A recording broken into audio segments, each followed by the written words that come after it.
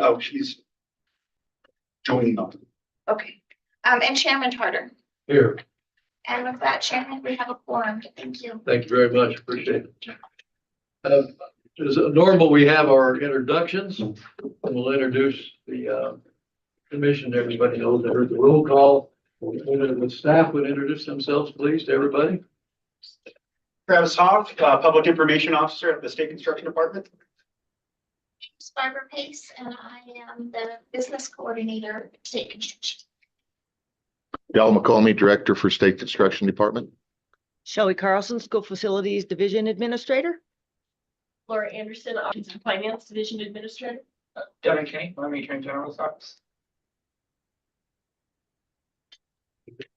Corey Decker, Facilities Director, Sheridan County School District 2. And Jeremy Slater, State Construction and School Facility Project Manager. Mike Hanson, Utah County School District. I'm Gerald Fletcher, Suffolk County School District 1. Scott Cooper, Superintendent, Sweetwater County number 2 and Green River. Alan Deveray, Assistant Superintendent in Sweetwater 2. Mitch Johnson, Facilities Director, Commerce 1. Green Crane, Facilities Director, Uinta County School District number 6 in Lyman. Andy Knapp, Executive Director, Sport Operations, Laramie County School District 1 in Cheyenne. Dan Silveroy, Director of Facilities, Sweetwater 1. John Mathis, Kent County.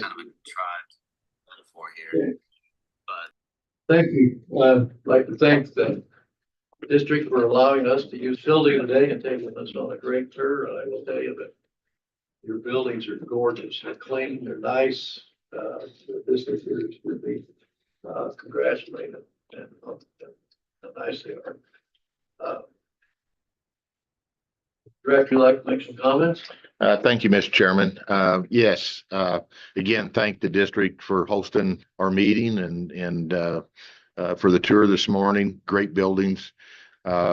Commission, you know, when we have these remote meetings, we always tour school buildings. And there's been a number of them, particularly areas of the state where you see the industrial base where they kick in and help. So not only is the state providing money for these buildings in a lot of cases, but a lot of the amenities that come from the private sector and the mineral industry, where they showed us today, like Exxon kicking in for different components in the mineral industry, some of the TE equipment that was donated, things like that. I think that's kind of the Wyoming way with the partnership, and we shouldn't forget our industry and private partners in how they take care of the schools also. Joey, do you want to say anything? No, sir, Mr. Bateman. You caught me off guard. That's exactly what you did. Okay, we'll go to our discussion items now. Oh, excuse me, we got to approve our agenda for the previous meeting. I'd entertain a motion to approve. Motion to approve the agenda. I do need a second. Second. It's been moved and seconded. Are there any changes? Are there any corrections? Is there any discussion on the minutes? Since you're ready to vote, all those in favor, please say aye. Aye. Aye. Any opposed, same sign? So moved. Okay, the next item we have is the school resource officer meeting. Mr. Chairman, under the discussion items today, you'll see that myself and Administrator Carlson will be kind of tag teaming this on each of the topics. We'll be kind of give our own thoughts on various meetings that we've attended over the last month or so. So the first one on June 2nd and 3rd in Casper, Shelby and I attended the school resource officers meeting. A lot of takeaways from it. Very interesting discussions there.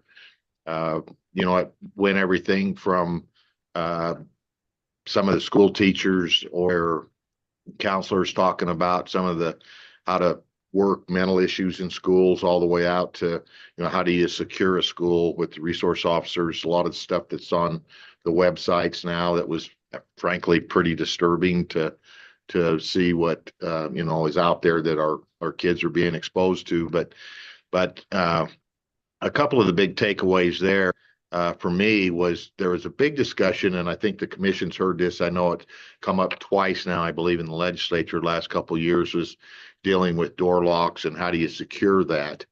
And there was 3 different national security experts that all had their separate presentations. It wasn't a round table or anything, but during their presentations, all pointed to the fact that we should not in Wyoming be putting those locks at the bottom of the doors or where you go up and down. Violates safety codes for fire, actually is an impediment to school security and safety. They gave a lot of examples of that, but a couple of things that kind of stood out to me was particularly in the legislature when it's being argued that those are okay, even though they violate the fire code. They pointed out that one of the honest in the legislature, well, we haven't had any children die school fire for decades. But one of the things they did point out is there's 3,000 fires a year in schools across the United States. And they also pointed out what I found was very interesting. In any of these shooting type of incidents, there has never been a breach on a door with the shooters shooting the locks, etc. Never been a breach in one of those situations to date. So they really feel that you shouldn't be putting those additional locks on there. You should have the right type of locks, and there was a lot of discussion on that, and a lot of examples of what those look like. And one of the examples they gave is on one of the schools where there were 2 students killed, and the gunman, I think, took his own life. But he had got in a room because it wasn't locked, and took a bunch of hostages, let some of them go, ended up killing the 2 students. But he had locked the door and they couldn't get in to get him. They actually had to use explosive charges to knock the door down. It is an example of if you lock the doors with the proper type of locks that are out there, what that does for your schools. There was a lot of discussion on film elements and, how to secure your walls and different discussions, some pretty innovative things there. For example, one of the experts said, when you have bookshelves or you have where they hang coats and all that, for example, that should be probably on the hallway side of your room. Think about that, because if they're shooting the walls or whatever, that's another. And they actually had demonstrations all the way up to, I think, 50 cal bullets or something from 22 pistols shooting into stuff to see penetration and things like that. But I thought it was a pretty informative meeting. I think there was a lot of takeaways on door security. When we were at the national meeting, we'll talk a little bit more about that next, but at the national meeting in Austin last week Weeks before, ago. 2 weeks ago, been on the road every week for about a month now, but there's a new locking system out there that I found very intriguing. I think both from the state side, the other, but it really works off your cell phone. It's electronic, works off your cell phone. There's a lot of different systems you can set up, from a button you can push from your cell phone that will say somebody's having a health emergency or somebody threw up, to lock down just a room, to lock down the whole school, and sends it out automatically and things like that. But it's literally about 1/10 the cost of what regular door lock systems and the electronic type of things. So that's really taken off in the market. There would have been a talk about that. So again, for the school side, that's probably a new locking system that we'll be hearing about, because you can internally lock all the doors and it's like that, and not have to have the more expensive hardware to hardwire all of your doors and that kind of stuff. So it's pretty interesting meeting, both at the school resource and at the NAFSA. So Shelby, takeaways, I guess, for you. The other comment, he talked about the locking doors, is the visibility glass on the side of the door or in the door needs to go away. There had been 3 breaches, but they busted out that glass and were able to reach in and unlock the door. So that's just something to think about. But as Dell said, if you've got the commercial door with commercial locks and they're locked and closed, that they have not been shot through or anybody enter through doors. They say, what was any downs to using the cell phone systems? No, I didn't really mention that. Just my thinking is, would that go on your personal cell phone, or would that be something that then the district or the state would be responsible for making sure employees have a cell phone to have that on their cell phone? That would be my only commentary that I was thinking about at the time that they were talking about those door locks. But it was really a sophisticated system that you can really set up how you want to set it up for your agency or your school district or whatever for notifications. Does anybody in here not have a cell phone today with them? I got an extra if anybody's missing one. I gotta go away. Yeah, yeah, yeah. That's But amazing. I just. yeah, and the cool thing is when you use your cell phone to go up to the door to get in, it logs you in down to the second who you are, because it's tied to, so you have all this real time entry, who it is, whatever. When you make, because you're logged into your room, when you make the call, say a lockdown for your room for whatever, or I have a health emergency, I was ill or something in the room. When you hit that, it sends it out. They know exactly which room, where, who it is. All that's tied right into that. And it's more timely. That was a little bit of discussion at the SRO meeting, was the amount of time when something happens, say down the hallway or at the far end of the building. By the time it makes it down the hallway to the office, the administrators, for them to, call an ambulance or do whatever like that, where right there, it's there. You can do it instantaneously. It automatically notifies however you have it set up for your agency, but the front office building. So from the state side right now, that's one of the things they're looking at, is these panic buttons in all the state offices.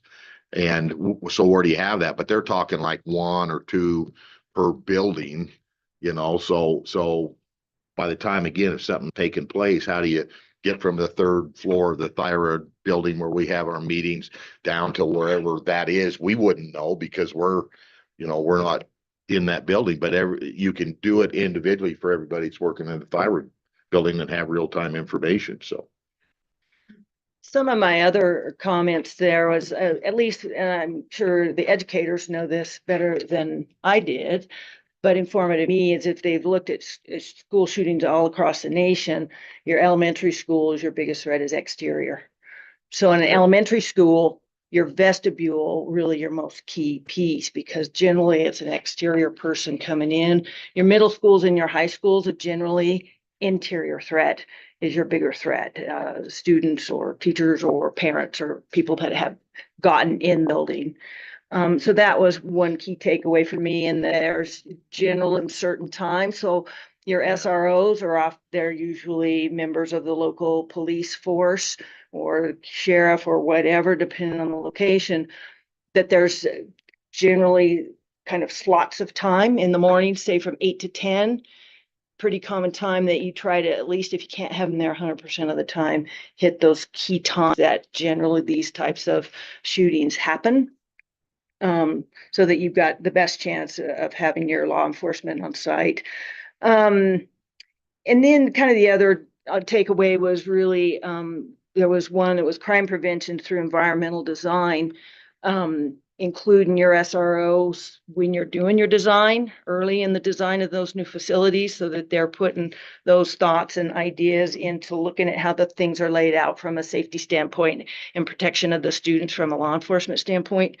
And then also looking at your landscaping and your setup outside and where your lights are and your shrubs and landscaping, that you don't have stuff that can hide students or others. So that was really a pretty interesting session too, I thought, from the SRO. I learned a lot just from being there and being exposed to different environments than we usually are in that kind of law enforcement side. Next, Mr. Chairman, as mentioned a couple of weeks ago, we went to the NAFSA roundtable national meeting, and that was down in Austin. It's the National Association of State Facility Administrators. So there was, I think, 197 folks there, and then of course consultants and stuff. But some takeaways from that, I think the big one for me is that I think how fortunate we are now in Wyoming to be getting the amount of major maintenance dollars that we're getting. California was there, Texas was there, a lot of the back east states, I think every Rocky Mountain state around us was there. I think there's nobody that's getting the percentage of major maintenance that we're getting. Texas, for example, the states had $800 million single projects they're building right now. Of course, you can imagine how many state buildings and all that are in Texas, their facilities and so we had a roundtable discussion, and there was about a half an hour left from 10 to 10:30, and I got up to go out and get another cup of coffee, and the Texas director had been listening to our conversations and thought I was leaving. So he kind of accosted me outside like, "Oh, I thought you were leaving." I said, "No, I'm just getting a cup of coffee." And because he wanted to hear about how we're doing in Wyoming. So the takeaway from him is I think he said they get like in Texas for all their state buildings and all of that, everything he's responsible for, they get like $120 million worth of major maintenance. This year we got 470 million for the state and the school side. And they obviously have a lot more buildings and stuff than we had. And that was a big discussion. So at the very front end of that conference, they had the kind of the roll call of the states. So every state got up and you introduced who you were and you talked about some highlights or whatever, or what you're wanting to learn from the program. One of the things we talked about was kind of our success the last couple of years with the legislature and the major maintenance and some of that. And so we had a lot of people coming up to us wondering, how you do that. So Texas has already reached back out, want to get with us. Some other states have. But another takeaway for me was FC, our scores, FCI scores, doing an FCA. There was a lot of states and some of our neighbor states to Wyoming right here that we're questioning, is the cost of those worth the effort? What are you learning from that? But at the same time, they're like, how do we get money out of our legislature? How can we justify this stuff?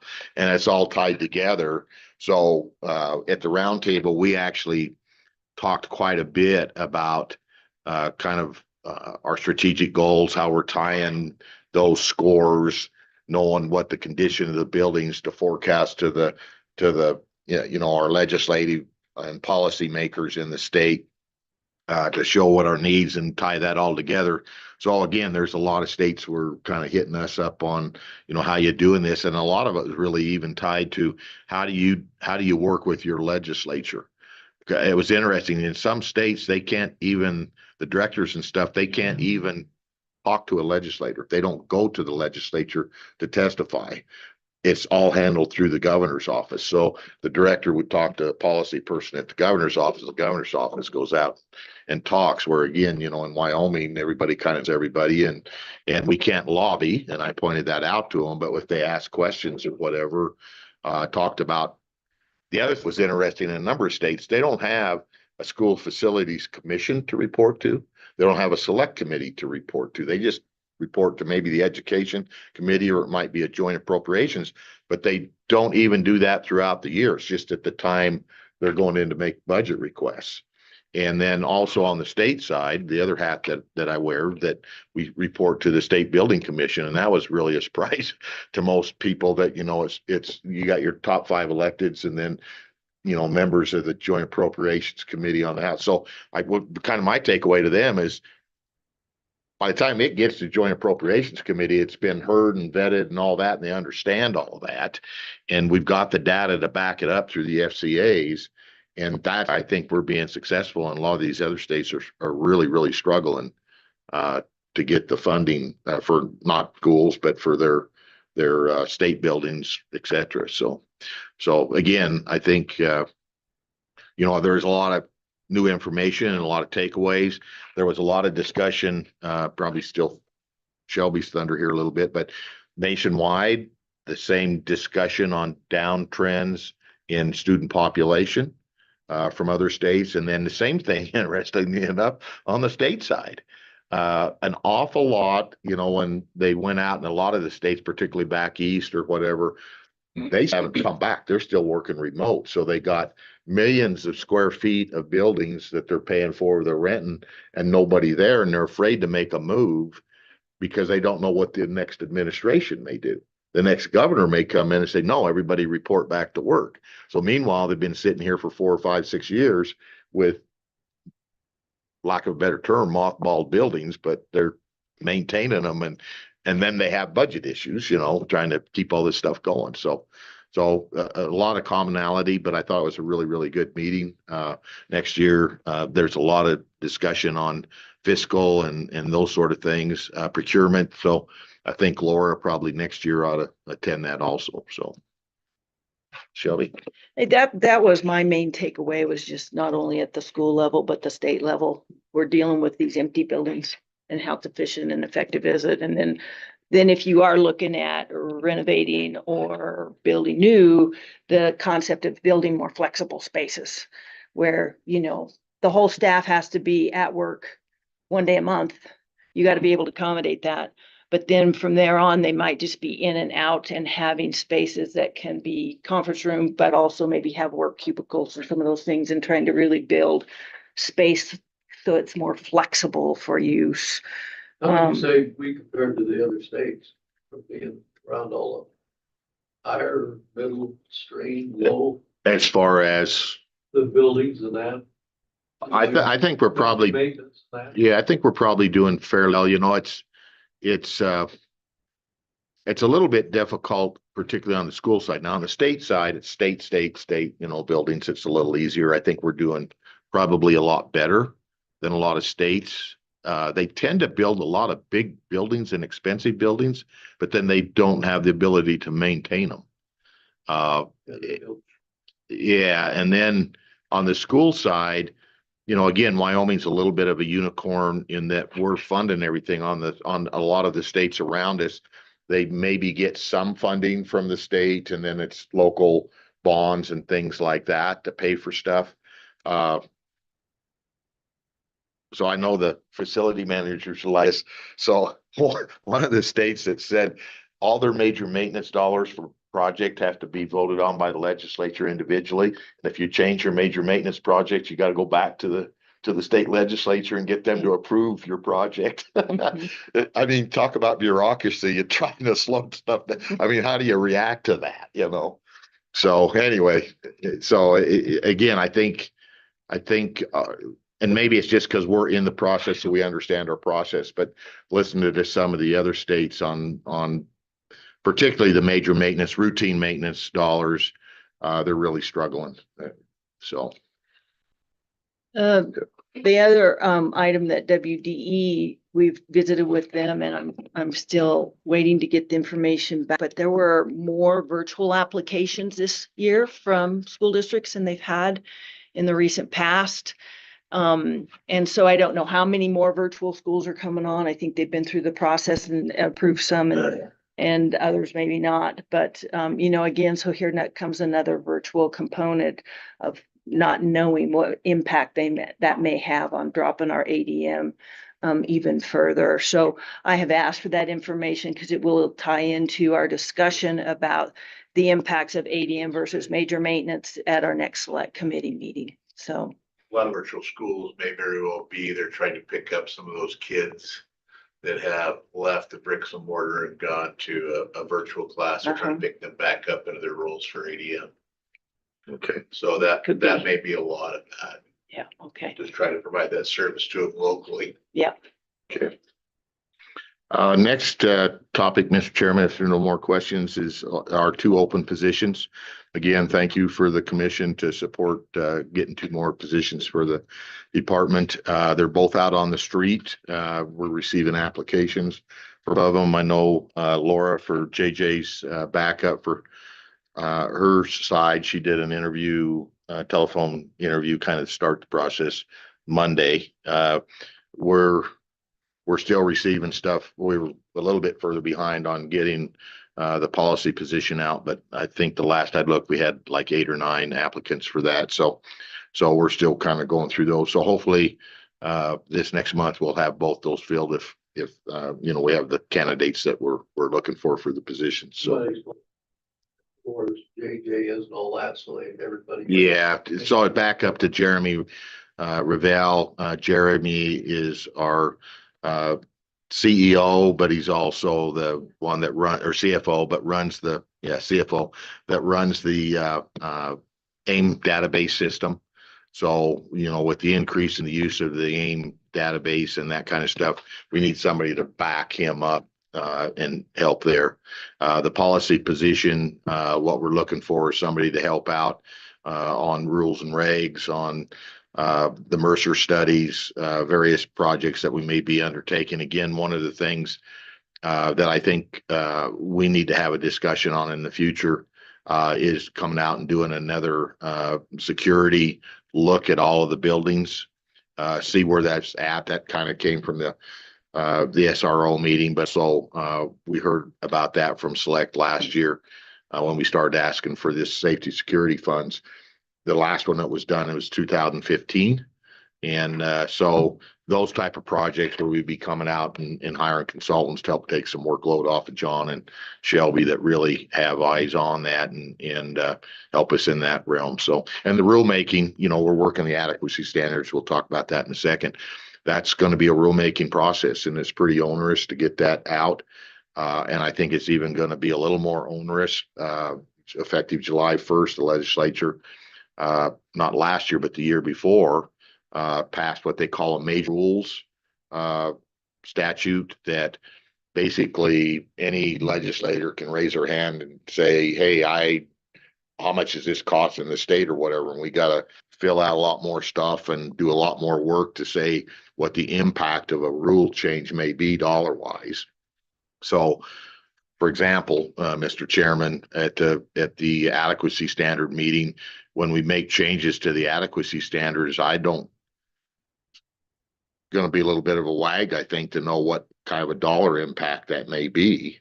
Because you can make a change, but how many schools may that impact or not impact, and what's the cost and those sort of things. But that's what we're going to have to take a look at and report. So that rulemaking process on anything there's a dollar threshold, but it isn't all that high.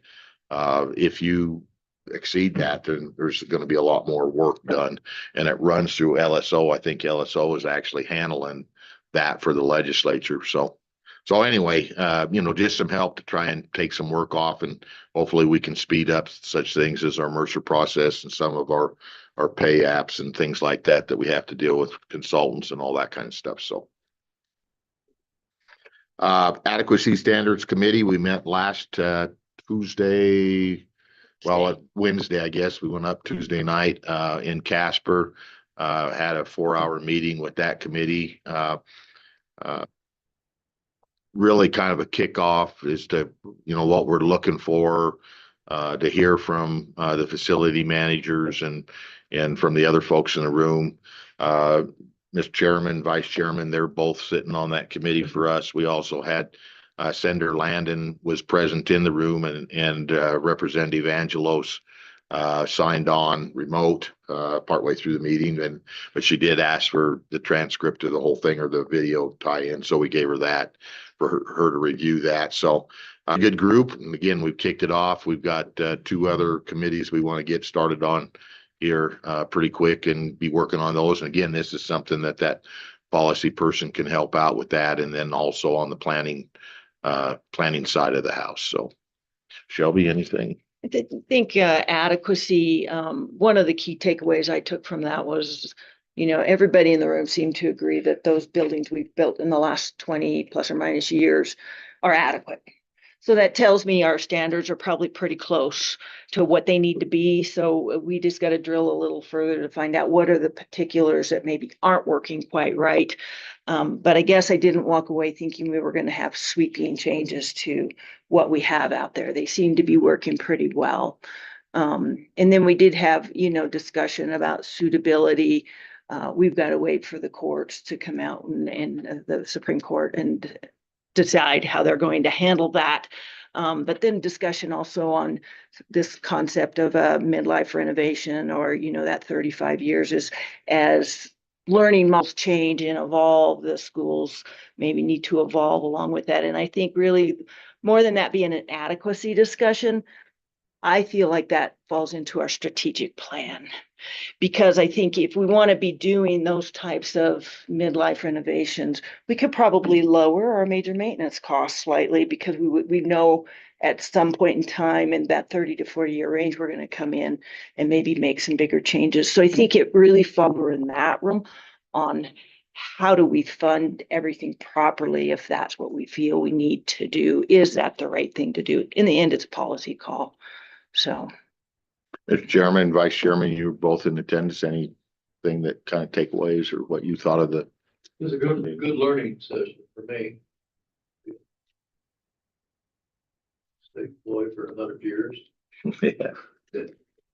Came over with Columbus, so, you know. If you came over with Columbus, then where does that put me? Anyway, throwing behind. Yeah. We should have one other person just came in, introduce themselves. Jody Ibach, Fremont County School District number 25. At one point in time when she was my favorite high school principal. The thing I guess that's really muddling through my mind is the conversations with the refreshes, conversations with changing codes and changing requirements and some of those types of things, and the imperative that we get it right as far as the shell is concerned the first time. The ability to add on some of those common spaces, the ability to add on classroom spaces, the ability to look at those types of things. So these plans moving through and evaluating them so that you don't have a swimming pool in the middle of a building that makes it tough to get things in and out of. I can understand potentially why they did it when they did it, but it sure makes it tough down the road when you got to maintain those facilities. So a lot of good discussion to be had yet. Yeah. So, Good start. yeah, I think so. Yeah. Then routine. Everybody was constructive in the room. Yeah. And one of the things, because we have a number of facility managers here and they weren't all at the meeting, some of them were, but you know, we asked the facility managers, they're attending from different regions and different size school districts. We deliberately kind of set it that way for their participation, that those individuals reach out to folks around them, their facility managers, get comments and what they'd like to see also. So it isn't just 5 or 6 of us operating in a vacuum, that we keep that discussion going on statewide. So routine mates, we have that operate module school district subscriptions. You know, we've offered up to the school districts that if they want to come on board with the AIM operate system, that we would allow them to use major maintenance money for that. To purchase it, to set it up, and then for future renewals in the future, they could use their major maintenance money. I think right now, a number of school districts have different types of MMS systems, but that comes out of their general operating budget for the most part. And so, again, it kind of ties into House Bill 86 that was passed 2 years ago. House Bill 86 basically said whether it's school districts, community colleges, UW, state buildings, so the various agencies for the state, is that thou shall have a routine maintenance plan, you shall have a plan, and thou shall report. And it falls under the statutes for the state construction department. I'm not going to seek reporting from the districts. I don't have a staff big enough to do that, just off the cuff that say, hey, tell me what you're doing for your routine maintenance. However, I do expect in the future, because it was the legislature that put that in there, that they will be asking for reports. And one of the things that I think this module does, and we've got a couple of folks that have been working with Jeremy JJ on setting this system up here in the audience, Sheridan 2, Troy and Sweetwater 1 with Dan, that have been working for about the last year on that, getting it kind of set up, is that if we get asked by the legislature and you're on this AIM system, doesn't matter what they ask. They want to know how much you spent on snowplow, that they want to know how much you spent on filters, what was your cost, labor costs. It will spit that out, and they probably won't even have to. We can look it up. But if you have different systems, trying to get that all correlated and put together under a format to give that to the legislature, I think it's going to be a little bit more difficult. So really, that's why I offered up that you could use major maintenance if you come onto the AIM system, because I think it's going to save us and the state a lot of money in the future and really meet the intent of the statute that was passed. Right now, we've got 12 districts that have signed on to come on, and so with that, I don't know if Dan or Troy kind of want to weigh in. I think on Dan's case, Bureau Veritas went out and inventoried all their components, and that when talking with JJ this week earlier, he had that in. I think he was loading all that data in right now, so he'll be up and operational here pretty quick. And I think Troy's taking a little different tact. I think that he's using his own people to get that, and they've already got a bunch of it was done previously that they had in the system, and that's all being transferred over. But I don't know if they want to add anything to the discussion or not on that. I hope Jan does.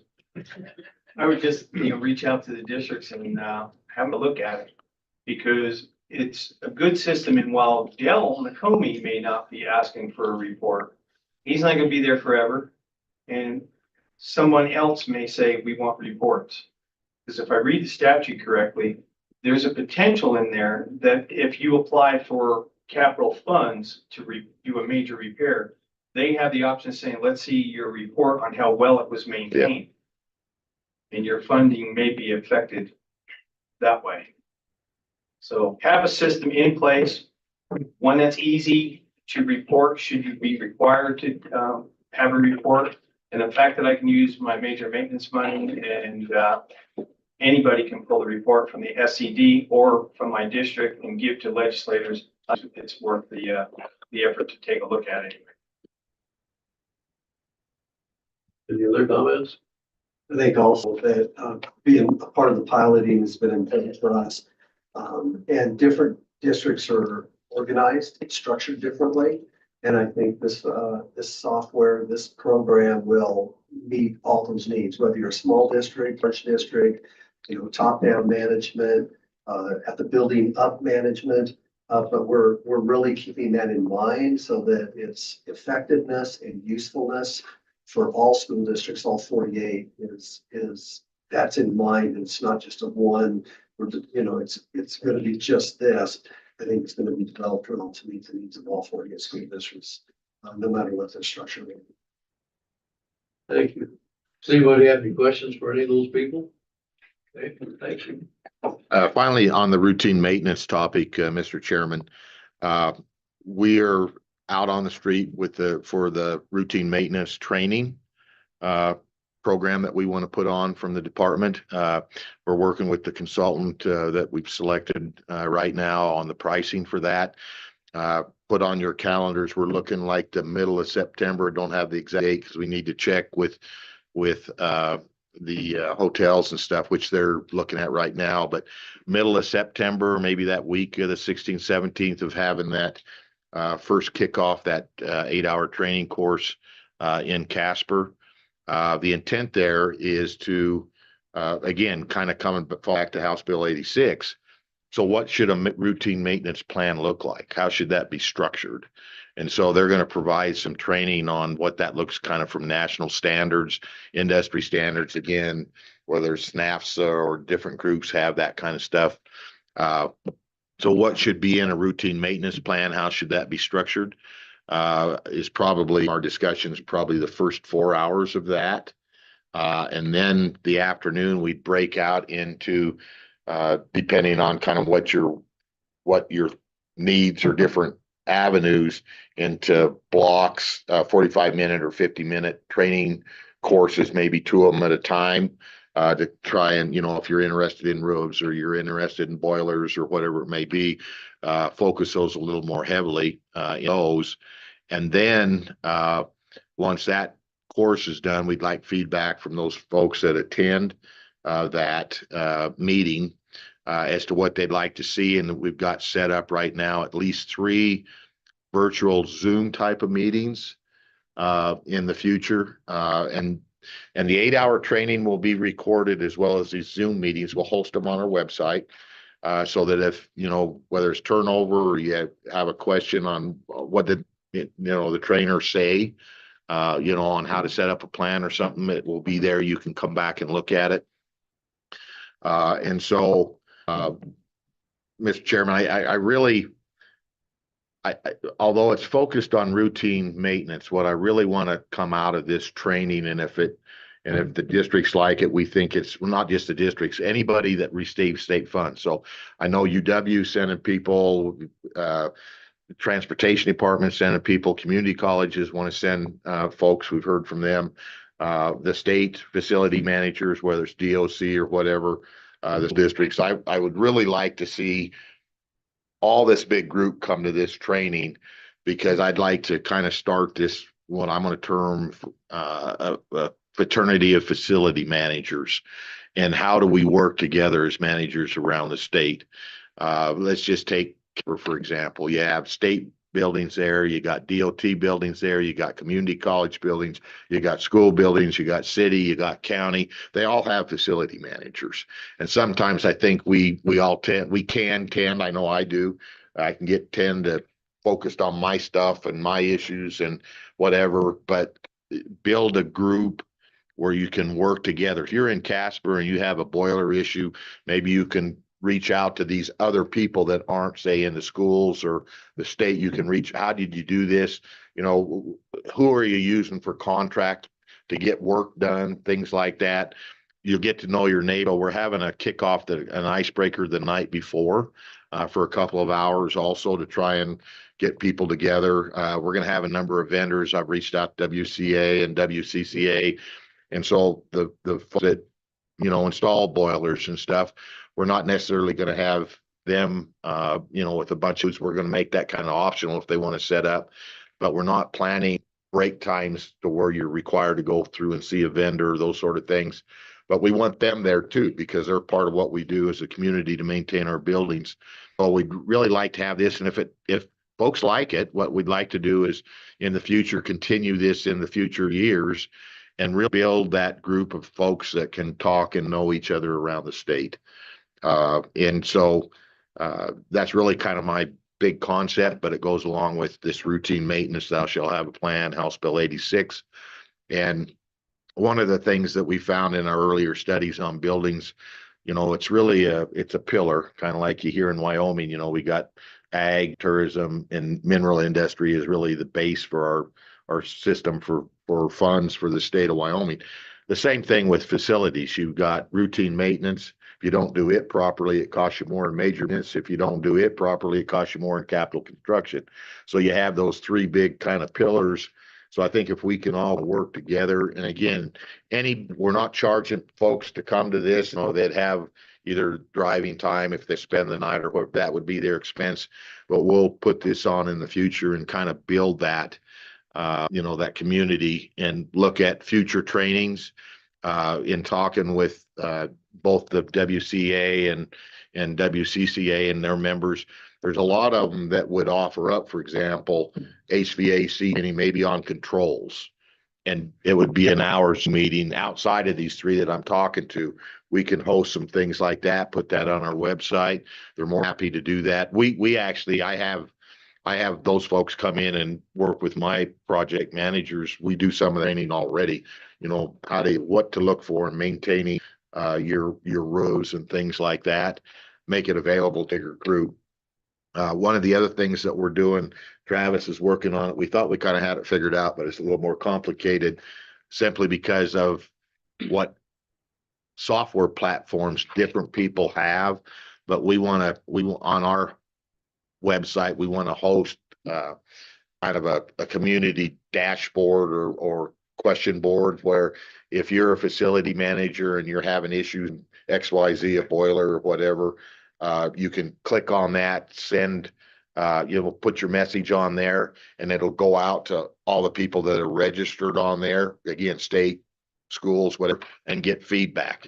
Shelby and I both experienced that when we were chief engineers with YDOT. AASHTO, the National 50 State Association for Transportation, had that. And you would be amazed that questions that would come up and you'd hit that, and within 15 minutes, other chief engineers or state DOTs are sending you information, here's what we're doing.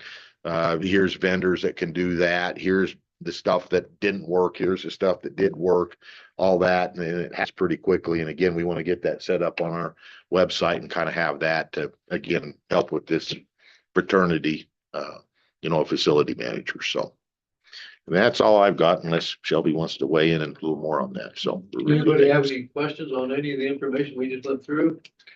Okay, thank you. We'll move on to information items. Tab A, Safety and Security Information Chief Administrator Carlson. Thank you, Mr. Chairman. So during the 2026 legislative session, we received the $10 million for safety and security. So that's what I want to visit about, as we are starting to look at the funding becoming available July 1st and how we go about meeting the legislative intent and deployment of those funds. We went out last fall. We had 41 districts respond with their number 1 and their number 2 highest priorities. In addition, we gathered information regarding the vestibules that were needed out there, as well as districts that needed the number of barricades or vehicle barricades installed in front of their secure vestibules. We went out here in the last 2 to 3 weeks and have actually now had 46 of our 48 districts respond back. In some cases, we have 2 districts that just don't need anything. They got newer schools. Everything was built with the school. They just don't have those needs right now. But they're very, very few that don't have some needs out there. We'll take a brief look at those as we go through, but those are exhibits B and C. Anything you see on there highlighted in yellow is a new add from what you saw before, or a change to the data they had provided. We're looking at about $3 million off the top of that 10 million. Go out and look at the designs of the vestibules as well as vehicle barricades and trying to deploy that. We do think take right near $3 million to try to get those 51 vestibules designed as well. It's near 750 barricade installations. So we're looking at going out for consultants to do that. And then the remaining funds by the legislation has to be based and go out to districts based on an application process. And so that's what I want to spend some time visiting about today. The commission is responsible to prioritize, make sure it's a cost-effective remedy, and specifies a maximum budget for every project. I think that's key, because unlike how our previous safety funds came to us and how we think of running our component process, if we set a budget value and it's too high and those funds aren't used, it just stays in that component bucket. It used to stay in that safety bucket for that district, and we could continue to use those monies until they were spent down. This legislation set a maximum budget amount. If that project goes over that budgeted amount that we have specified, or is under that, those monies revert back to the school foundation funds.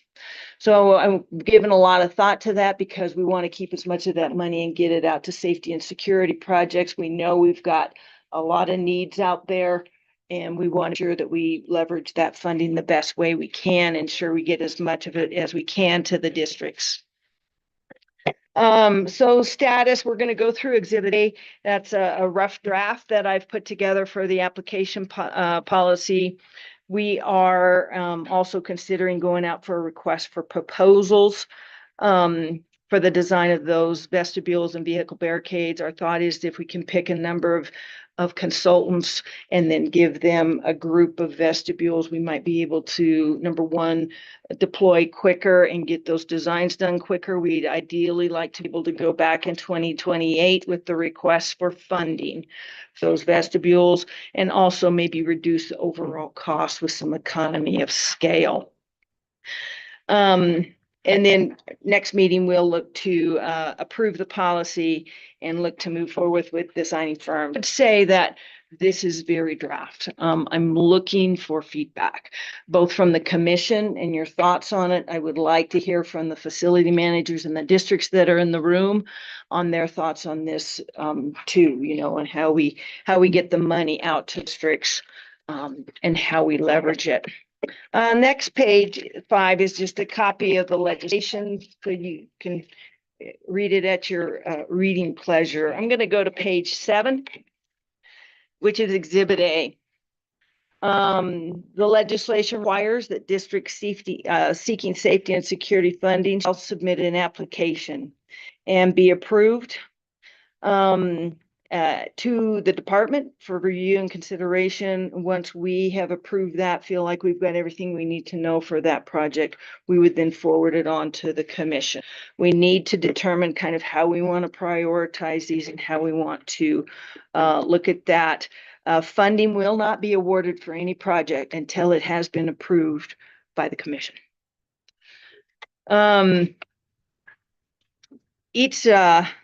Each safety and security funding request shall identify the applicable security elements. They can look at all 73 in the book that we have, the Wyoming K-12 School Security Remedy Guide.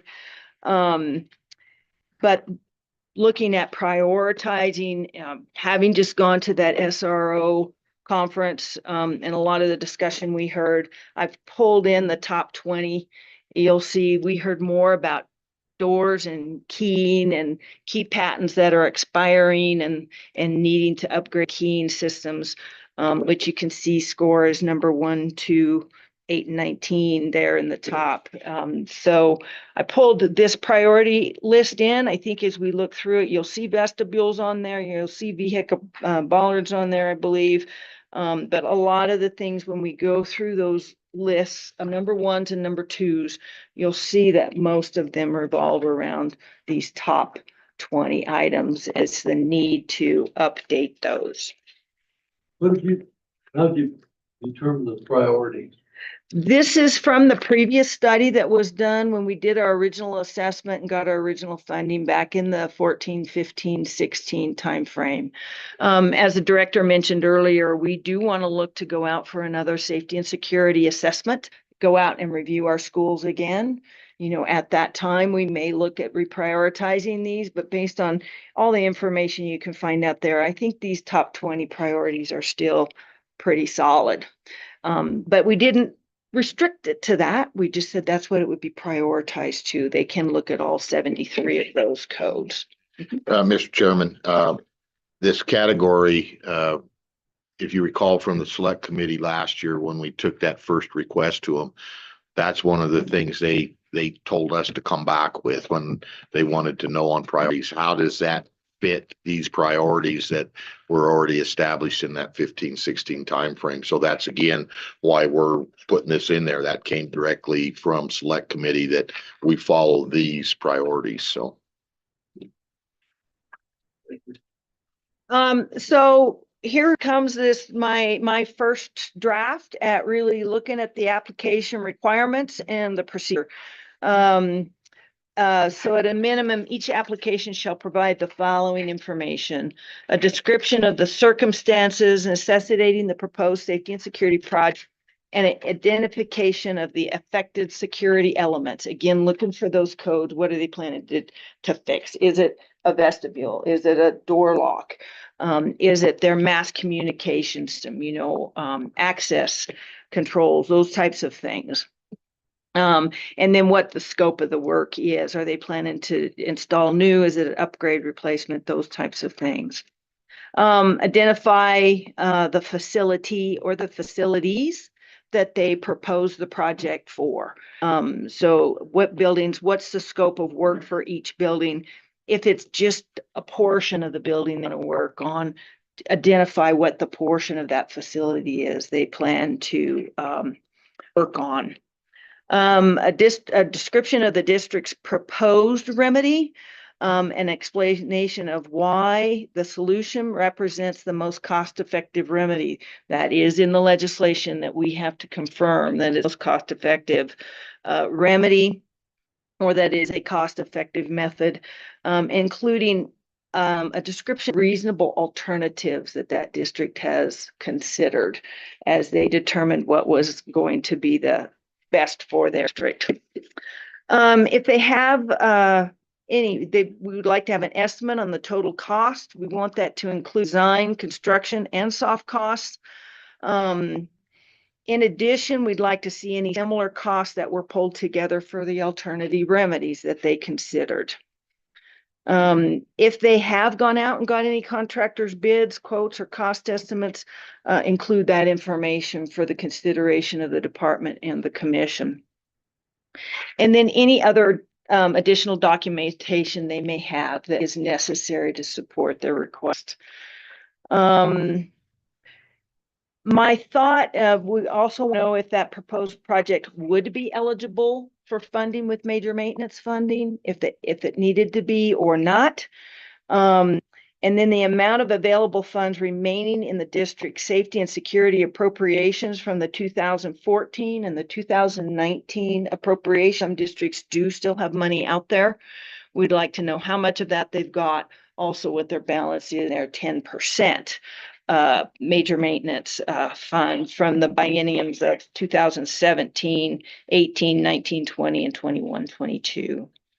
The superintendent will need to certify in writing that, that the proposed project represents the most cost-effective solution, their application is true, correct, and complete.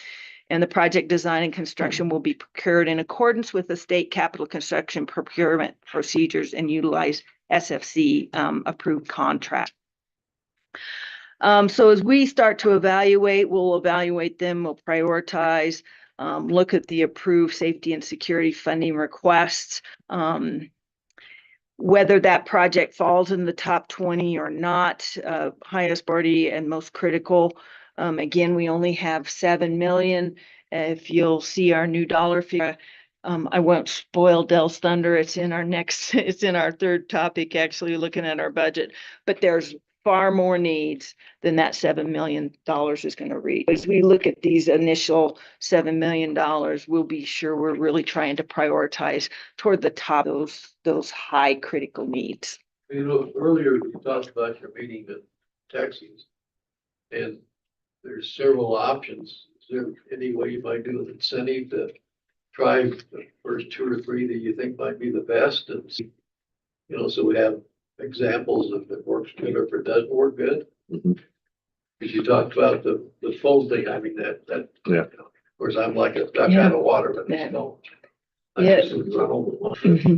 Mr. Chairman, we certainly reached out to a lot of the companies that were there. We actually have a meeting set up, I believe, the first week of July with Verdarca, I believe is the company, to actually talk through that and then some of the other safety measures they have out there. Try one, top 3, but come. Yeah. It might be a good time, and maybe give them a little extra incentive or something. If you're gonna look seriously at that, I would advocate that you incorporate the technology personnel from districts as well. Good. They're heavily involved in those systems and troubleshooting of those systems, and I think they need to be at the table. Yeah, absolutely. I think the other concern I have is, I don't know about you guys, but sometimes my phone goes dead. My phone goes dead. And so I'm guessing if it's not charged, it's not going to work for that. So, it puts a little more onus on keeping those phones charged and that type of thing. So anyway, we do have a meeting set up with them. And so we're going to gather as much information as we can. And certainly, I mentioned them also to even like the routine maintenance. If they want to be there and be in the room, they can reach out to the districts that we have represented. again, just the deficiency that they hope to fix. We'll look at, my thought is, and so there's a couple different ways to work this. Put a lot of thought into how do we not over budget. I don't want to budget 2 million for a job and it's 1 million and I got to give 1 million back to the school foundation account. I want to put that towards a $1 million project in a school district. So my thoughts are, and I'm really open to suggestions here, is that we look to obligate enough money. We'll say it's design and construction, but really trying to tag that design amount that they need to go out and get the design on for that project. And then we don't actually look at topping out that project until they have a bid and they've determined the lowest responsible bidder. And we know what that bid is.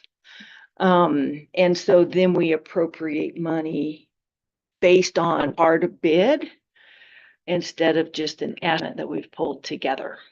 And so we would come back and look at approving that later. My thoughts are there's two ways we could do this. And again, very open to comments and feedback.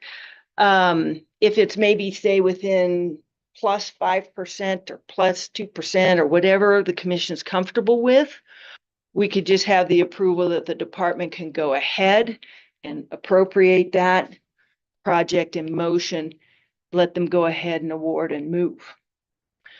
If they're within that plus or minus what percentage you're comfortable with. And then obviously we would be reporting back to the commission at every meeting on where we're at. The other option might be is if you want those to come back, that we may end up maybe needing to do some special meetings. Those bids are good for 45 days.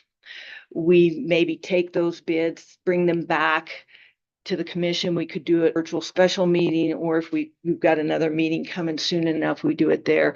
We could do it individually by project, or we maybe could put like a consent list together. And then watch what that's doing to our money that's available, right? So that's the other thing we got to be watching all the time is how much money we left in that 10 million.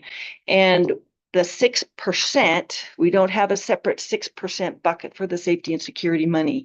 So we got to be thinking of keeping that $600,000 out as available 6% if we run over. You know, on a component project, if we know it's available for major maintenance, we may have them top it out with their major maintenance funds if it's minor, but some will be new additions where you can't use major maintenance. It might be a brand new system. They need to be thinking about contingencies and some of those sort of things and having some buffer there like we do on a normal Capcom project that would not be eligible for major maintenance. So those are kind of the two options I've given there. Reimbursement or disbursement of funds that have not been authorized by the commission, you know, will not be reimbursed. We won't pay for anything that hasn't been approved. And then we'll report regularly to the commission. So that is my first draft. Very open to feedback, comments, thoughts. What did I miss? Yes, sir. Go ahead. I'm sorry. I just, one of the questions I had, is this just for education buildings or in school district, like admin buildings and stuff as well? Or I guess my thought would be we would prioritize towards education buildings at this point, but I'm open to feedback. And then the other thought, you mentioned about trying to maintain the budget, right, not going over or under, and it's, you know, it's looking at ways to build in some credits into those bids. So as you get the numbers in, and then like if we can add on, and I guess it depends on what the scope of the project is, but I've always liked having at least a couple of alternates bid out that if the base bid comes in good, then you can add a little bit more to it and stuff, or just in general on building projects. But after you signed the dollar amount, how would you do change orders? Plus change orders, that's bought that or? And that's 6%. that's 6%. Yeah. Mr. Chairman. So if you're allocating $3 million for design, We're gonna hold back 600,000 for contingency. That basically leaves you $6.4 million. You've got 52 vestibules, maybe 51, Teton is on there, and I know underway. 51 entry vestibules. If I took that 6.4 divided by 51 vestibules, $125,000 per vestibule. That ain't happening, you know that. So that leads to the next question of priority. And with this $10 million and getting it off the ground, and getting things moving with this $10 million. And looking, of course, through these spreadsheets that you've got that districts have requested. Do we define that this first round, we're gonna only fund priorities 1 through 8? Or whatever, 1 through 5, whatever that case may be. I think 1 through 8 works pretty well with your priority list that you currently have. It addresses exterior locks, exterior doors, entry vestibules, some of those types of things to harden that, begin that hardening of the entry perimeter. But $6.4 million is not a lot of money when we start talking about some of these things. Door locks are not cheap. I mean, $1,000 a door is not out of whack. Entry vestibules that cost $400,000 to $500,000 are not out of whack. So I guess from my perspective in this thing moving forward, my perspective is that we minimize the priority list that we're going to fund with that $10 million, and that we I don't know if it's a first come, first served thing. I mean, looking down through the entry vestibule of 52, it's every district out there for the most part has got something that they need. Not every, but there's quite a few of them. So from that perspective, I guess I'm trying to put some equity in how these funds are distributed and looking at it from that perspective. Because we'll be able to do 12, 13 entry vestibules, maybe. Throw a few key systems, exterior door systems in there. That makes it pretty tough. Yeah. Mr. Chairman, Commissioner Thorne, I do know, our thought was that we get the design done and we make an appropriation request in 2028 for vestibules. That's separate from the request this year. Separate from We do have, I do know, Park County School District number 1, you'll see a new ad there on the vestibule list. It's for their admin building. So then it brings back up your question about location. I know they have that design ready to go. So I think, we'll fund some of these that have decks that are ready to go. Lost my train of thought. Oh, I know. Well, a year ago, when I looked at our initial list, I went through and just looked at the key systems, interior, exterior door locks and requests that we had. They were right at $6 million if we had just done those numbers. We are reviewing all these cost estimates. When I look at those cost estimates, they're round numbers, right? They're estimates. Do we need to add soft contingencies or such things to them? But I like your suggestion of focusing on the higher priority ones. I don't think that, we'll be looking at vestibules per se with this first 6.4 million, or probably more towards projects that can go pretty fast. Another request for vestibules. Yeah, Mr. Chairman, a little bit of history. I think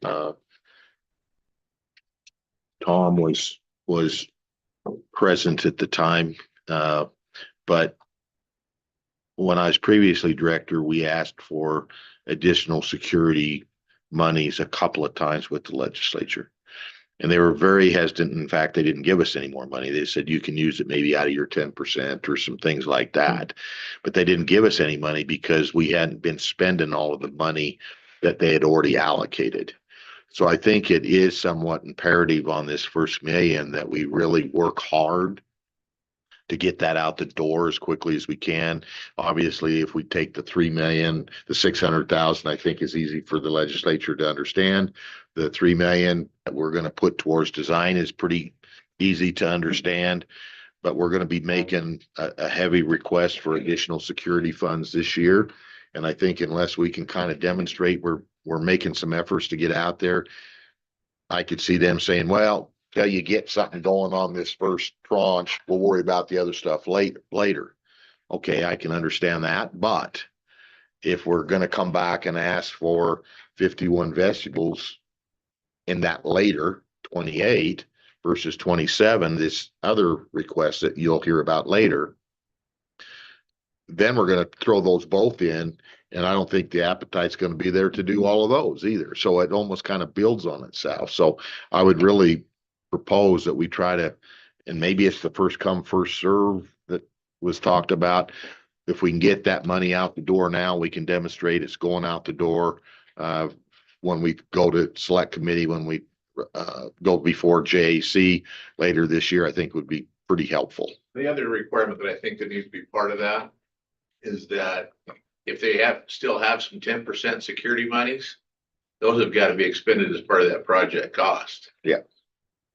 Because I know you've cut flack about that as well, from the perspective of, you know, you're giving these people safety and security money and they haven't even spent it. Yep. Yeah. So I think that's got to be part of that plan. If the district wants to come in and do surveillance, video, whatever, or lock systems, and they haven't expended that 10% in their security, that's got to be part of the project. Yeah, so you're saying that should be the first dollar spent there. Absolutely. You know, one of the things, yeah, within Wyoming, you know, every school district's different. They're all unique. We got 48 unique situations. We've got some districts that have spent all their pre-2016 money. We've got some districts that have spent all their 10% money. We've got some others that still, like say, are holding, I think we're down to less than $1 million now out of that original tranche back 10 years ago. You know, so it's all a little bit different on where we're at. And that's a little bit, I see the legislature a lot of times, not a lot of times, I see concerns from the legislature that they'll hear about one particular situation and they'll broad brush it against the 48, and that makes it difficult. So I kind of agree. If you're spending the money that they've already allocated, it makes it easier for me to ask for more money. If you know, you've heard the discussions. I know Tom has heard that discussion more than once. So I think it would be good to look at that also. And that's something when they come before the commission, if you like that setup that Shelby had on what they need to provide, you'll have all that information and you can make that decision. Mr. Chairman, Yes. so maybe that should be part of Shelby's application process, that they put on there where their monies were spent or how they're going to be spent on this next project. Because I think they should know ahead of time before they come to us or to the commission.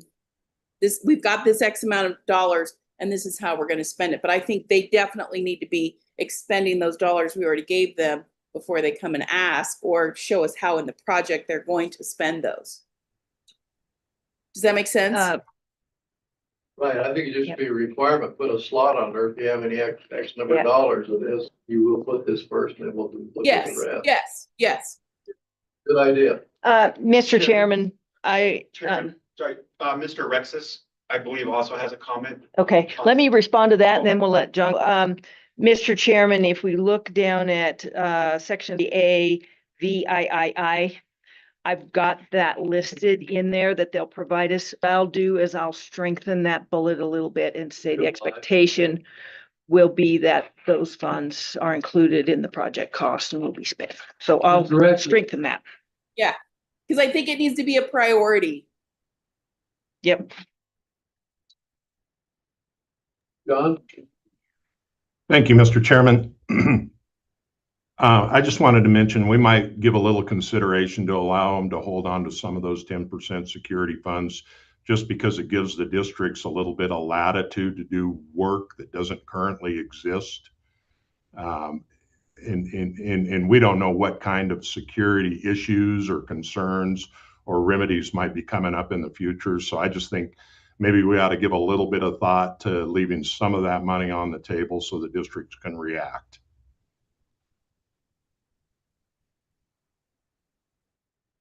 Any questions for John on that? Can you throw me an example, John? I'm sorry, say that again, Mr. Chairman. Can you provide an example of that for me, please? Yes, and I'm going to speak more general, Mr. Chairman. Typically, major maintenance is only allowed for the repair or replacement of existing systems or components. The caveat with the 10% security is that we did make an exception in that regard so that they could actually install something that doesn't currently exist, a system or a component that doesn't currently exist. So that allows for a little bit of latitude for districts to react to something if they don't have those systems or components in place. And we don't know what those might be. But for example, just like with these bollards, under regular major maintenance, if the bollards currently aren't there, there's no use or approval of major maintenance funds to be expended in that way. They have to be either an upgrade or replacement of something that is existing. And so I agree with what you said, that if there's districts out there that are sitting on a substantial percentage of their original allocation of that 10% security money, that some of that money should supplement these projects and go to it. But I think it would be prudent to leave a certain amount or a certain percentage of the funds that were allocated for 10% security for future needs that might warrant the installation of a component or a system related to security that doesn't currently exist. I understand what you're saying, John, and I sympathize with that thought, especially from a school district perspective. But my thoughts are more along the lines of, if you're holding on to that money to be able to do some of those things, then maybe our rules and regs aren't what they should be. And this is probably a discussion for another day, but from that perspective, we have adequacy standards that we are going through currently. And I think there's some things in those adequacy standards that need to be addressed. Looking down through the list of some of these things in the spreadsheet, there's a window laminate, for example. That is not in our adequacy standards for those entry vestibules, for the hardening of those entry vestibules. Now, if I've got an older school and I want to harden an entry vestibule, in my mind, I should be able to do that. I'm not repairing or replacing. I'm putting in a safety and security situation for those people that are at that stopgap point. So I guess what I'm saying is, I think, John, this discussion is bigger and needs to be incorporated into some of these discussions as we move forward with adequacy standards and possibly even rules, in that you can use your 10% or you can use your major maintenance to bring anything up to adequacy standards. Great. I don't know. Another discussion for another day, but thought process anyway. Sure. Yes. Case one of the thoughts I had was, first thing, if I'm understanding right, one of the concerns was that money that was specifically allocated for security that is still sitting out there not being spent. I think that's a pretty easy one to use that first. But I was thinking, coming back to Shelby's concern about how are we budgeting some of these projects? I'm not over budgeting, so we have to return money back. But maybe we budget to the line, knowing that then if something comes in over, we could then use that major maintenance to help. That way we're budgeting in a way that we're not leaving money on the table, but then we're using some of that district security money to help if we do come in a little bit over. If we have a very tight budget, I guess, is the way I'm looking at it. Yeah, it's only gonna go so far. I get it. Mr. Chairman, Yes, sir. drinking from a fire hose, we throw more stuff at you. So I look at the scope of the project, like on the list, there's some projects out there are asking for 500,000. How does the department verify that's a need and not a versus a want? And conversely, on that, are there some better systems than others? There seem to be some cameras, some security systems out there. Is there a best of the best that they can be looking at? Or conversely, I'm more concerned about the worst of the worst, that they should probably stay away of, that you can leverage your funds. Is there any synergies in that, or? You know, one thought that comes to mind, Commissioner Thayer, regarding that was when we had our safety and security conference almost 2 years ago now. There was a lot of discussion. First of all, I think the districts have they've invested a lot in the systems they have. So there may be some value, and it may be the most cost effective to upgrade what they already have. In some cases, I'm not certain that it is true, and I think we got others that would understand this better than I, but a lot of them have invested in proprietary systems. And then you can only use that system, and they tend to get higher and higher, and require more and more upgrades, or they won't maintain them and some of those sort of things. So I think along those lines, may be some value in looking at other systems that you're not tied into forever. I don't know. We would look to the districts. I mean, they usually do a lot of that research themselves on why they want a particular system or have used a particular system. I think we would have to have probably more expertise on our side or help to really be able to have the time to go weigh different systems against, all the systems out there to determine what might be the best or the better systems to use and most cost effective over the long term. You did that safety and security money. Why and how was it developed initially? And what was the expectations that come with it? Mr. Chairman, are you talking about the 2014-15 money that came? Or this 10 million? I think safety and security, that's before my time. Dell probably is better suited to answer that question than I am, but I think that's when safety and security really hit the highlight. We started to have some school shootings and some of those sort of things and really came to the forefront. That's the reason I wouldn't have a problem spending the 10% for safety and security. If you had a problem 10 years ago, it hasn't gone away just because you left it at the bank, right? Right. Well, I'm an old guy. I never was accused of being the sharpest kid in the block. But, if they haven't spent it, it should be spent for that. In my mind. Yeah, Mr. Chairman, so the genesis of that is there was originally money given for school safety dollars. But the legislature said, but before you spend those dollars, I think it was maybe the appropriation, I think it was maybe 14. Before you spend that dollars, you need to go out and see what the needs are. So the department reached out, and this is prior to my time, just finishing up when I came in, but the department went out and hired experts to come in, and they assessed all the school buildings. And they set up the table that you saw, the different elements and those sort of things, and then rated, first thing you need to have, again, the security experts should have locks on your doors. And believe it or not, we had schools that didn't have locks on their doors.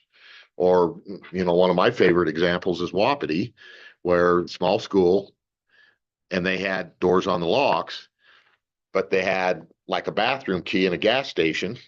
The gas station a mile or 2 miles down the road, they had a key that you could get into the school because it's local, small community, and you could go to the gas station, get the key and go down to school.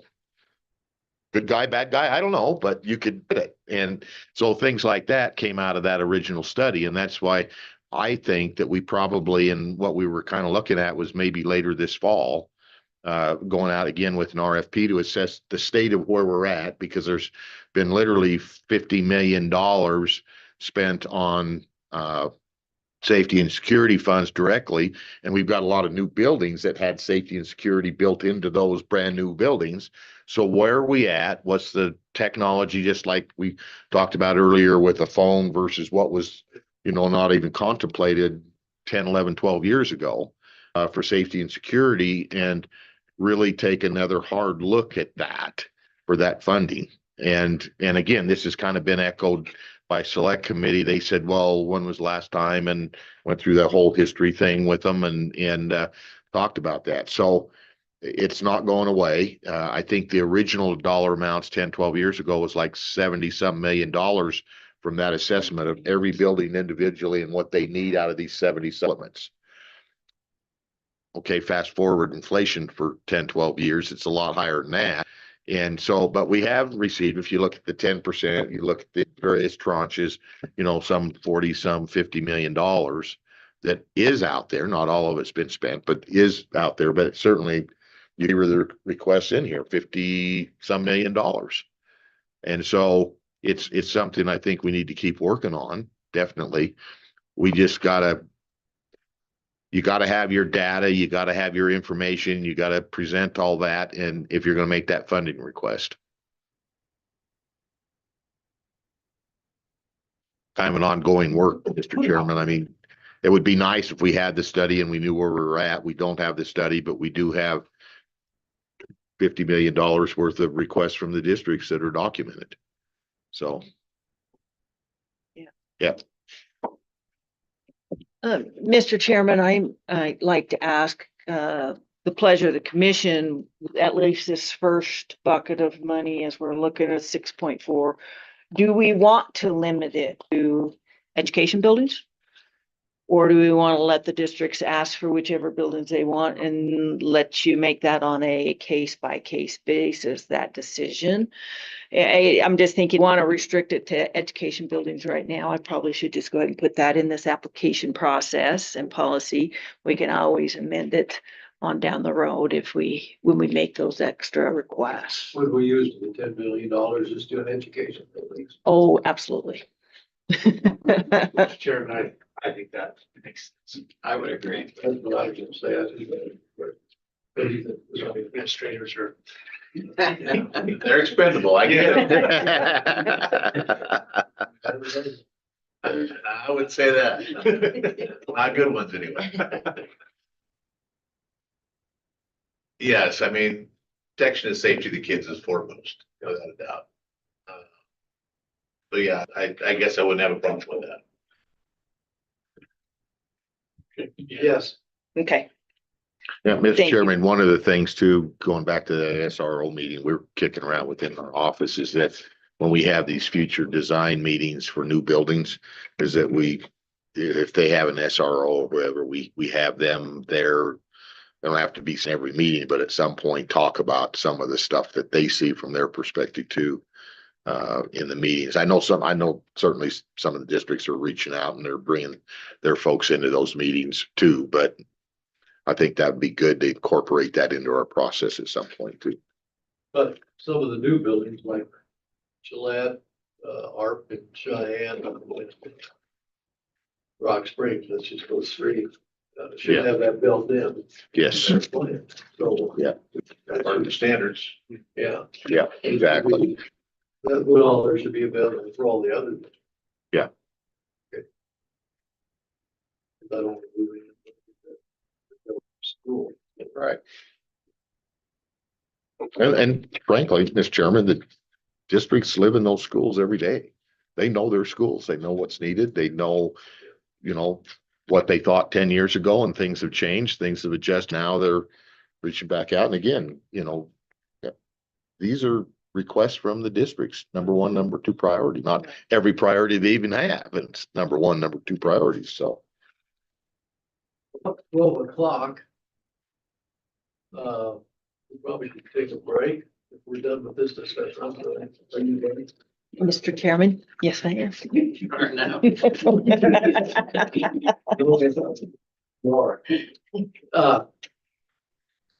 We'll take a break. How long do we want to take? Barb? 1 hour. 1 o'clock. Okay. And then we'll come back and finish information items. Okay.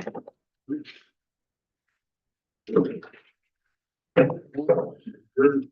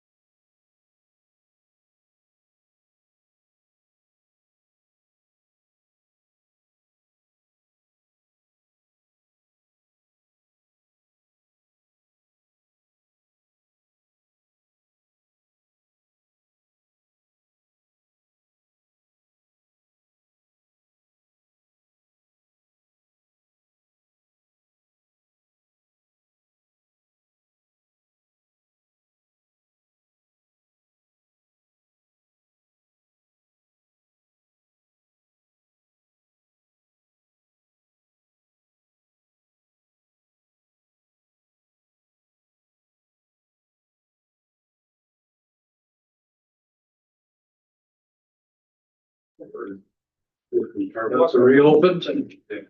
The School Facilities Commission business meeting for meeting 24.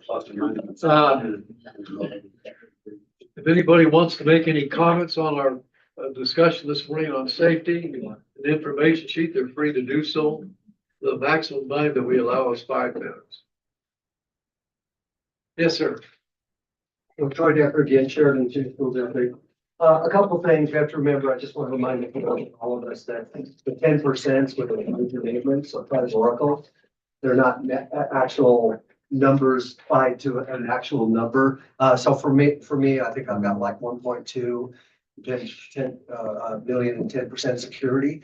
We recognize that's important, but that major maintenance is a fund, a category. And so regular major maintenance is what you're focusing on. 10% for enhancements is important. The 10% for security is important. And so I think it's just important that those are categorical numbers and not actual numbers. It's a fund, and then you prioritize out of those 3 categories what you can. And then I think the other thing, the important thing is, and the longer I go in facility management, each school district, they're working through our priorities. We have a resource for the assessment. And I think we need to be careful all of a sudden to throw a 10% security. This is just a caution. You're looking at that category, it's available, but you have 1s and 2s that you're addressing with regular major maintenance. And maybe it's HVAC, maybe it's roofs, maybe it's other things. So I think that's an important part of that too, is the fact that school districts are going through a prioritization. They're trying to use their regular major maintenance. They reach out and use these categorical funds when circumstances drive that, and when the need is perceived as greater than 1s and 2s that they're trying to address already. So I think that's also important. I think also the important thing in facility planning is the simple fact that sometimes you look at school districts and how they prioritize things. For instance, I'll take our junior high, and we know that junior highs are usually, at least ours is, a little bit higher in damage by students. They're just at that age where they're learning to be responsible, and sometimes, but if your facilities don't look good, then they treat it like it's not good, literally.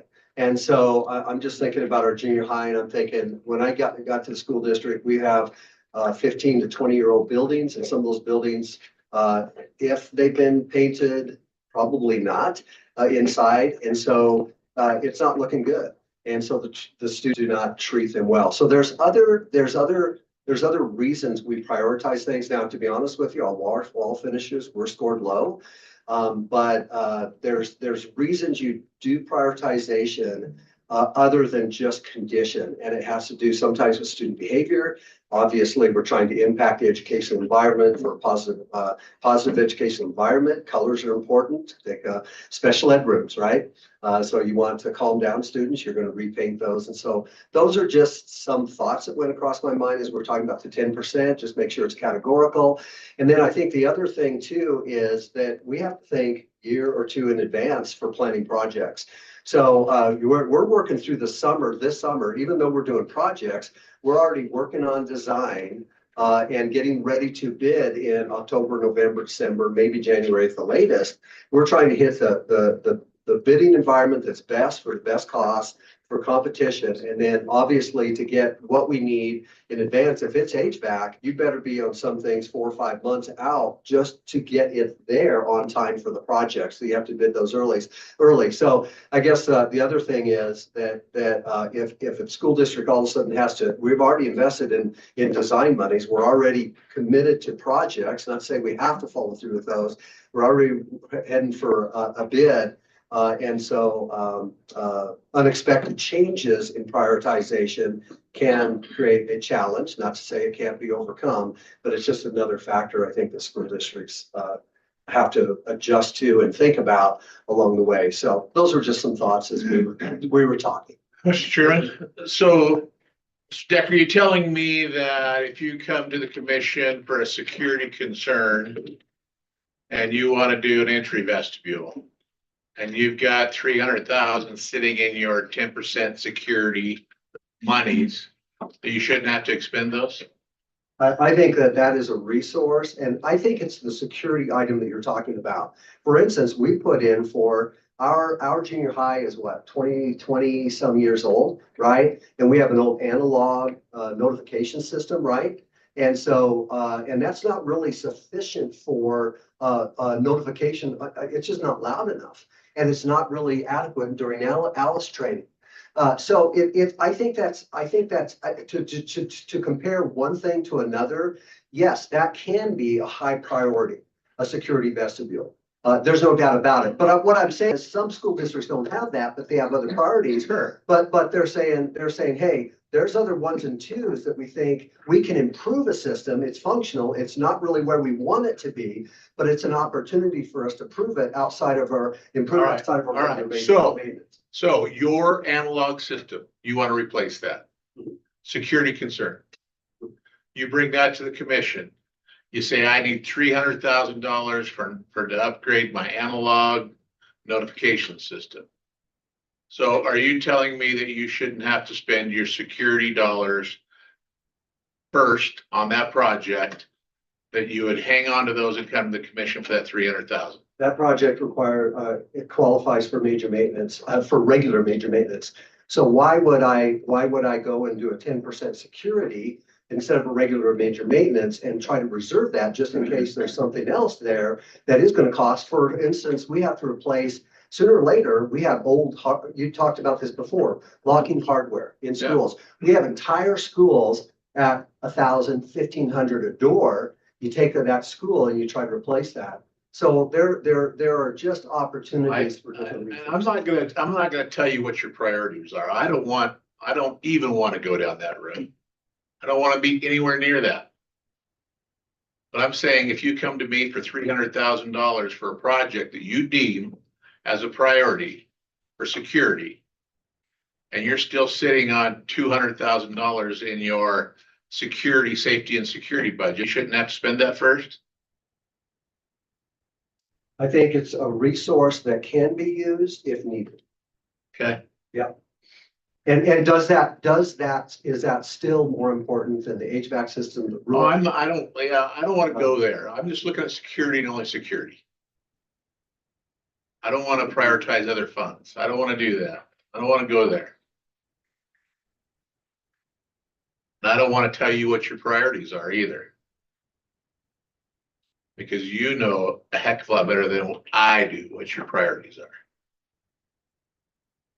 Okay. Any other comments? Okay, move on. Item B on information. Comey and. You want me to go over there? You're on, Mr. Chairman, you want to stay here or move over there? Up to you.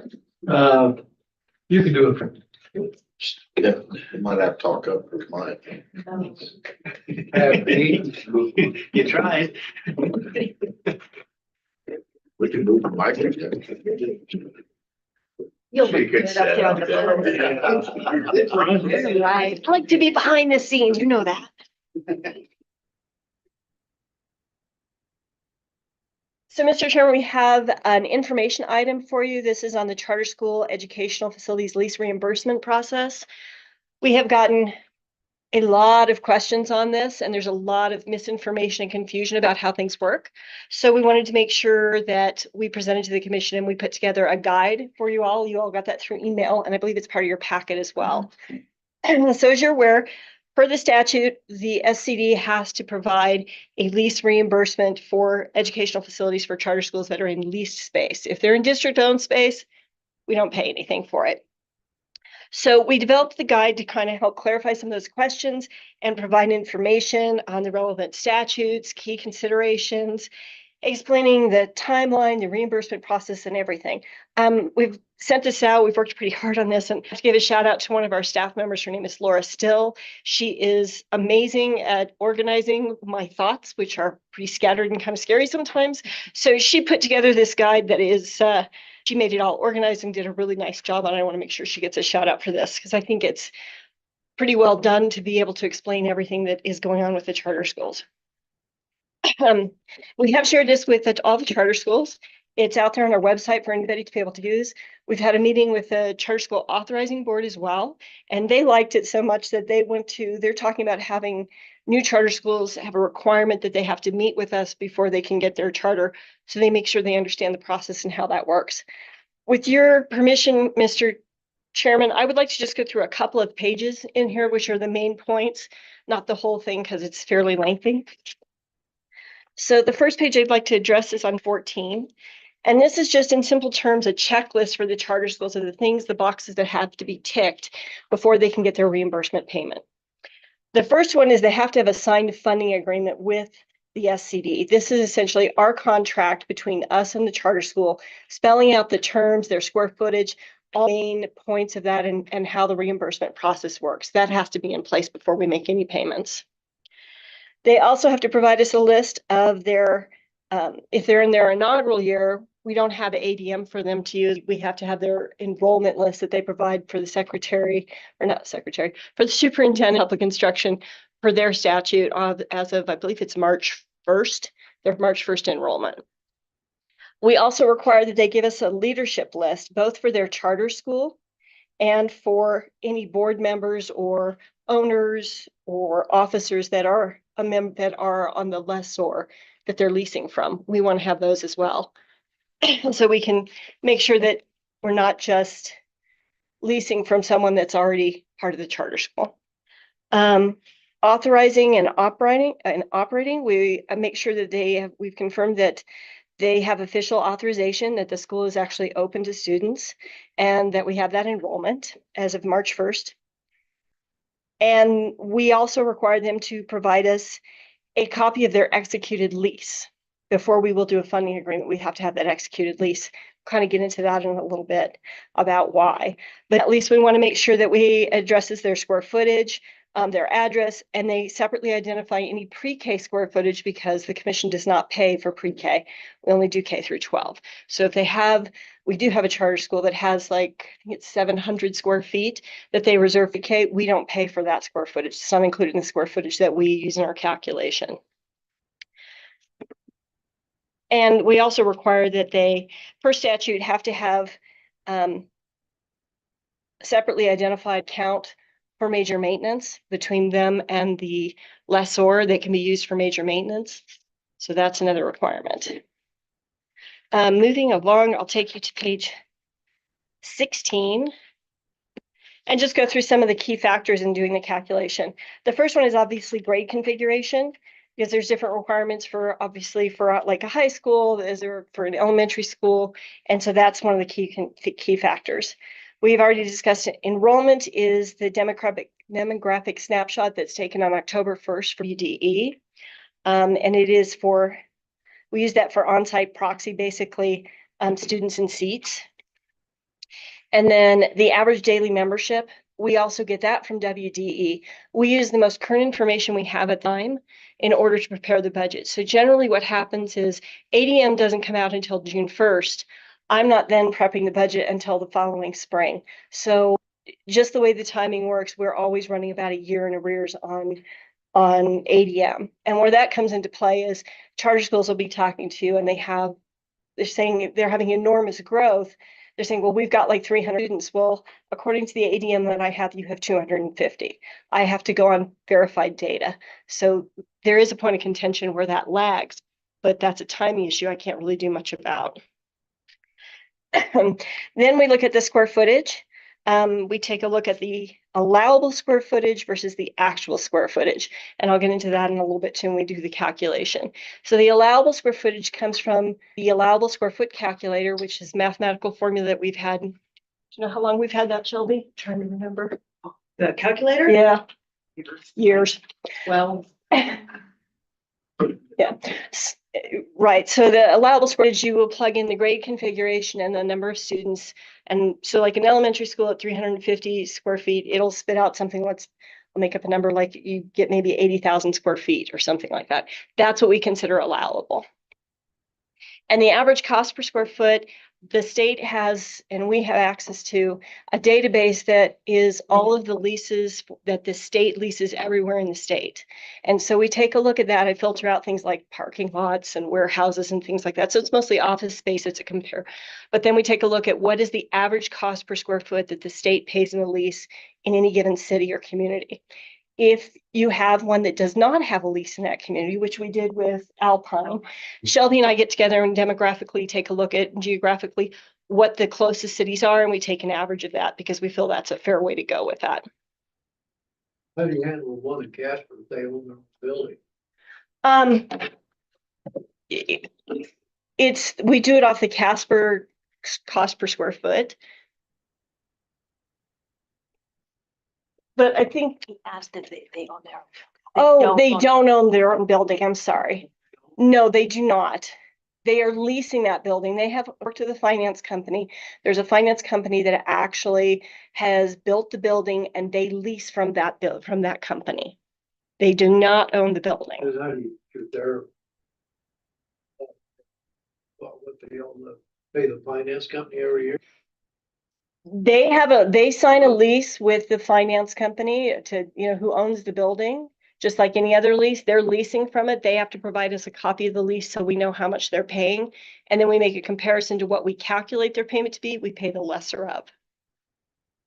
Okay. So let's see, we covered that. The next page I'd like you to look at is page 18. And this is what makes the lease calculation a tad bit tricky. There's a statutory requirement for us to remove from the lease any money that the charter school receives from the Wyoming Department of Education, WDE, for operating maintenance funding. We have to remove that. We don't know what that's going to be exactly until WDE gets me that information, which generally doesn't happen until one year. It didn't happen until March of that third quarter of that fiscal year, and another year I got him earlier. I got him November of the previous year. So I never know what that's going to be. And in order to make sure that they're cash flowing and they're getting payments, we use an estimate for that O&M payment of what I'm pulling out, and then we divide it up and we pay them quarterly. When I get the actual information, I do a true up. So let's say I was $10, I was planning to pay you $10 more a quarter, and it's too much. I can subtract out that money that from those remaining quarters so that I can make sure you're getting exactly what you're supposed to. But the O&M gets a little tricky for a couple of reasons. O&M differs by year that they are getting it. So the inaugural year, when they just opened, they do a lot of it based on ADM. This year, charter schools open, there is no ADM. They don't know what it is, so they get nothing. They get no O&M, so I don't remove anything. The second year, now we come into the ADM runs a year in arrears. We now have a year's worth of ADM.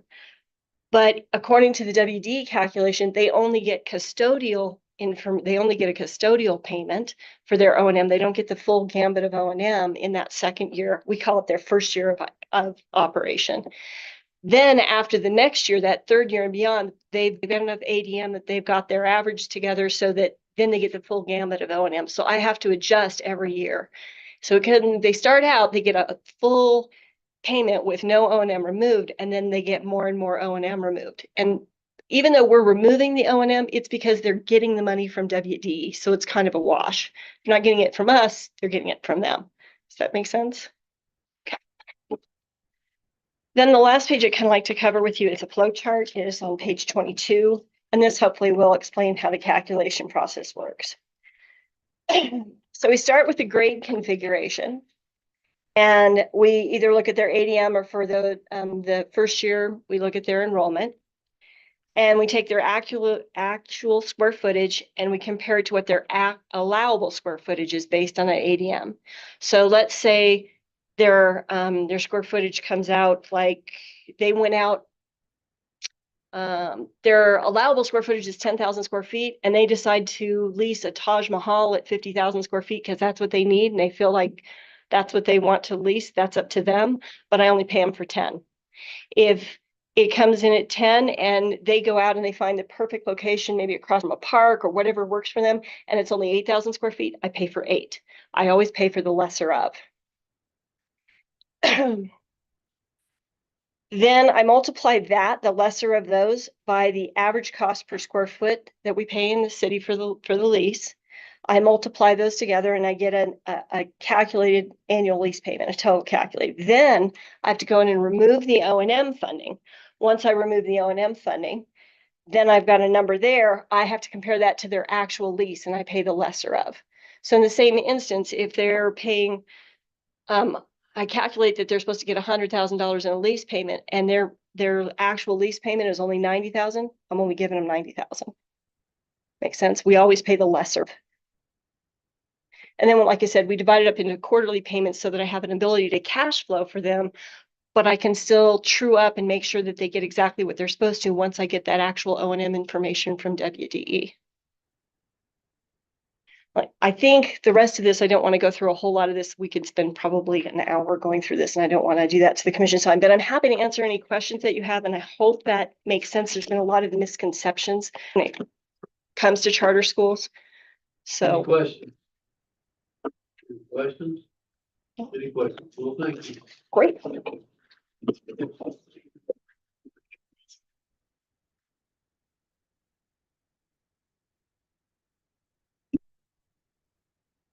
Item is C, draft 2728 supplemental budget request.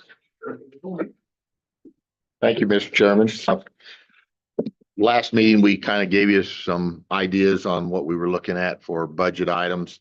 We've done some more work on that since and have some more information, but it's certainly not the final product. That'll come to you in July, but we just kind of wanted to keep you apprised as kind of where we're moving for these things, maybe ideas from the commission.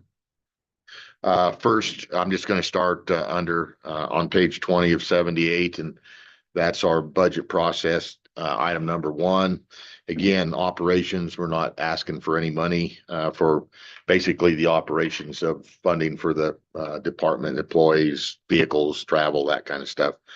Charter school leases, nothing there. And as was just noted, item number 3 is the contingency fund. You could kind of see how complicated it can be, and there's a lot of unknowns and a lot of moving parts. And again, we got the money last year for that contingency fund that we would operate out of, but haven't spent any of that money, so we're not going to ask for any from the legislature this year. Modular leases, nothing there. Item number 5, engineering technical, again, nothing there. Planning, commission supplemental, based on kind of what we're forecasting for future Mercers, and given the amount of money that we spent out of the original 5 million that was provided a couple of years ago, we're going to ask for $1 million in supplemental for the Mercer process. Design phase projects, we have 2 projects there, and possibly a third, depending on what kind of comes out of Douglas. It's still in that process right now. We're trying to get some costs, but don't know for sure. So Fremont 25, Frontier Academy, alternative school. And again, this is design, $1.5 million.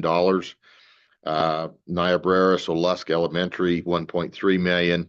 And again, possibly, I think it's a middle school in Douglas. Intermediate, Yeah. Elos, it's Okay. an intermediate elementary school. Yep. 3.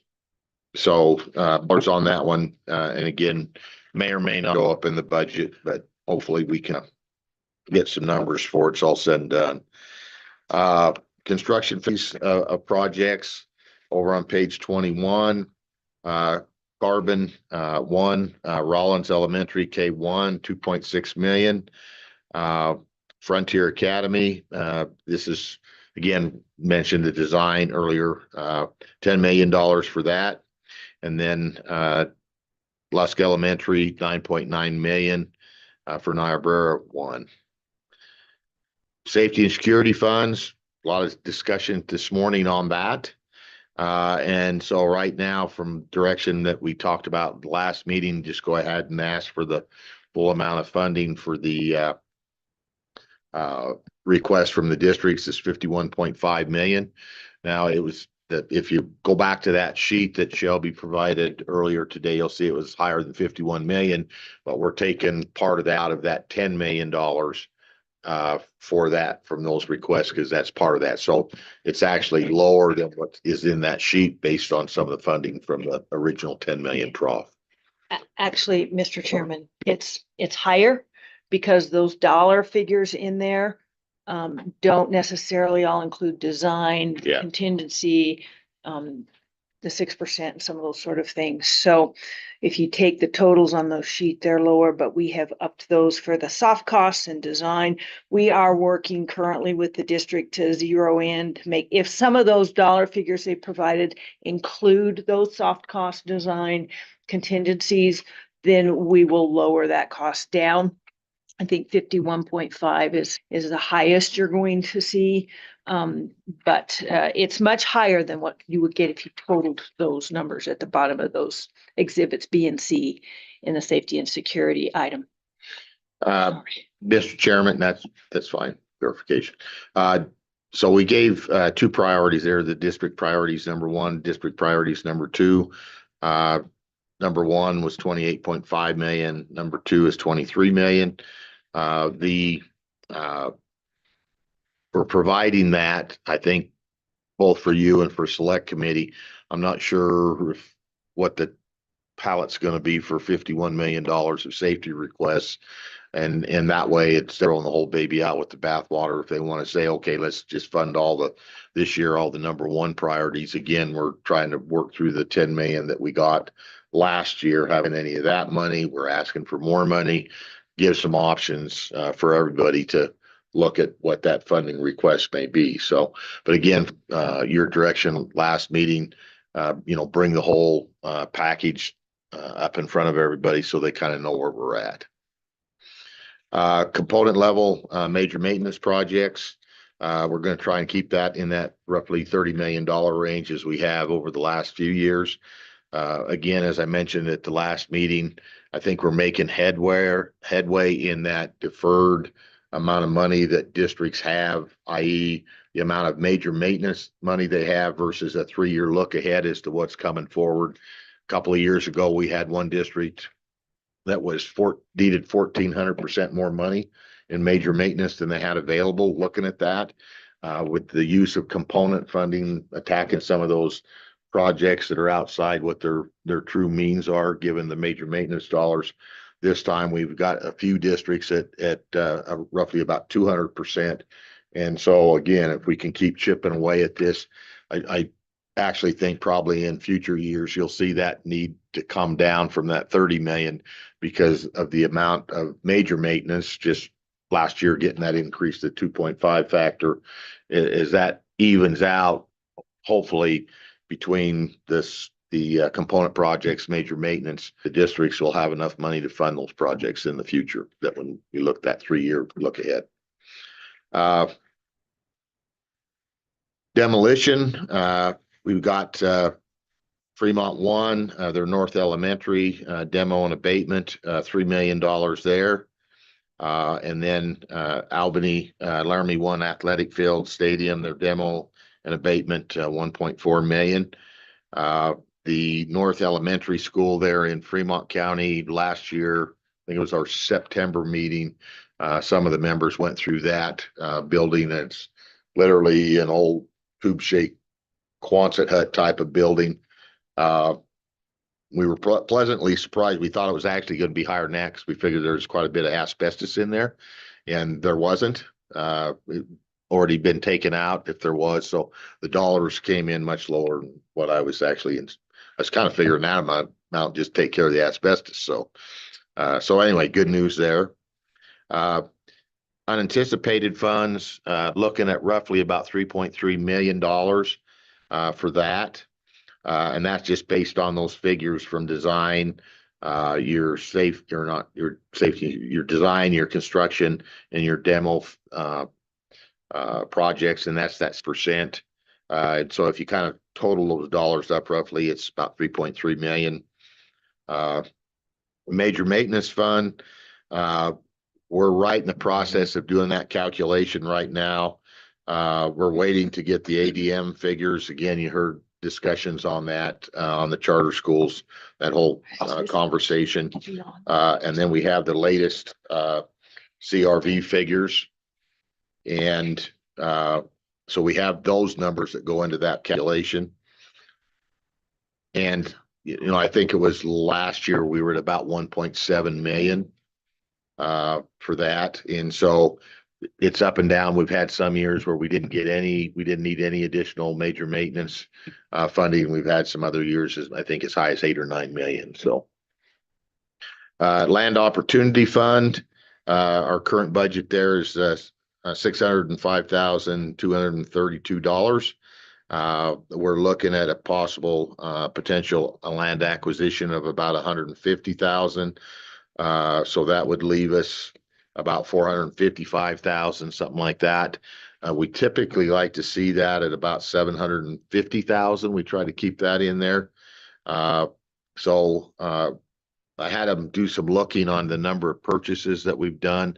Last 5 years, we've had the one purchase, you may recall, it was Moorcroft a couple of years ago for 126,000. So, but we are going to ask for about 300,000 to backfill that to get it up to the 750.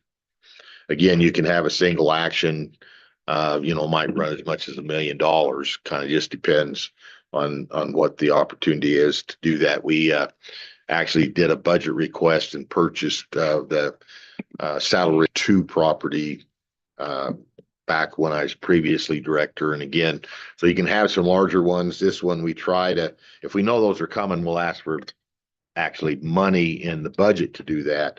But these ones tend to be more things of opportunity adjacent to schools. In Thermopolis, or not in Thermopolis, Matitza years ago, we bought that old Masonic temple that was across the street they used. Again, this land purchase in Moorcroft. I think in Grable, we purchased some houses come up adjacent to the school there that they were looking for more parking, and that came available. So that's really what we see this type of land or money being used for land purchases general. That inflationary fund, we're not asking for anything there. I think we're still in that 13.2 or something like that. 13.9. Range that's available in that inflationary fund. So no additional ask for that. And then again, that Douglas Intermediate Elementary is an ongoing Mercer study. And we may be asking for some design dollars if we can get the estimate for that from FEA, who's doing that assessment for us at this point in time. So the only other comment I might make is we are still working on the Albany 1 central kitchen most cost-effective remedy study. Based on where I see that Mercer moving, I think we have more money set aside for that in the 95 million than we are going to need. I think that's going to end up being a renovation to some existing space for storage, which I think we have 5.1 million set up for that. Once I have that finalized, if we have enough funding left over from that project, I would like to take the Rollins K1 elementary school money for 2.6 that you see in your list here, and we'll fund it with that 95 million. It is eligible for that. So I'm kind of waiting for that Mercer to complete, and then we'll make a decision on Rollins. I've left it in here for now, but my feeling is we'll probably be able to remove it and pull it from the 95. And Mr. Chairman, obviously we have to have this for you next month to vote on, which means we've got to get the calculations done pretty soon, so that then we can get the packet together and get it out on the street along with the annual report and all the other stuff, the big reports that we do. But there are opportunities, as Shelby just mentioned, if we find out something on the money for Albany, and we need to make the correction, even though the boat may have sailed for your approval, it's in the budget here. We can react with select committee in their October meeting or their August meeting and say, here's what the commission acted on. However, we're going to make this change from this money to this money. Let them make that change, because that's what they take to the Joint Appropriations Committee.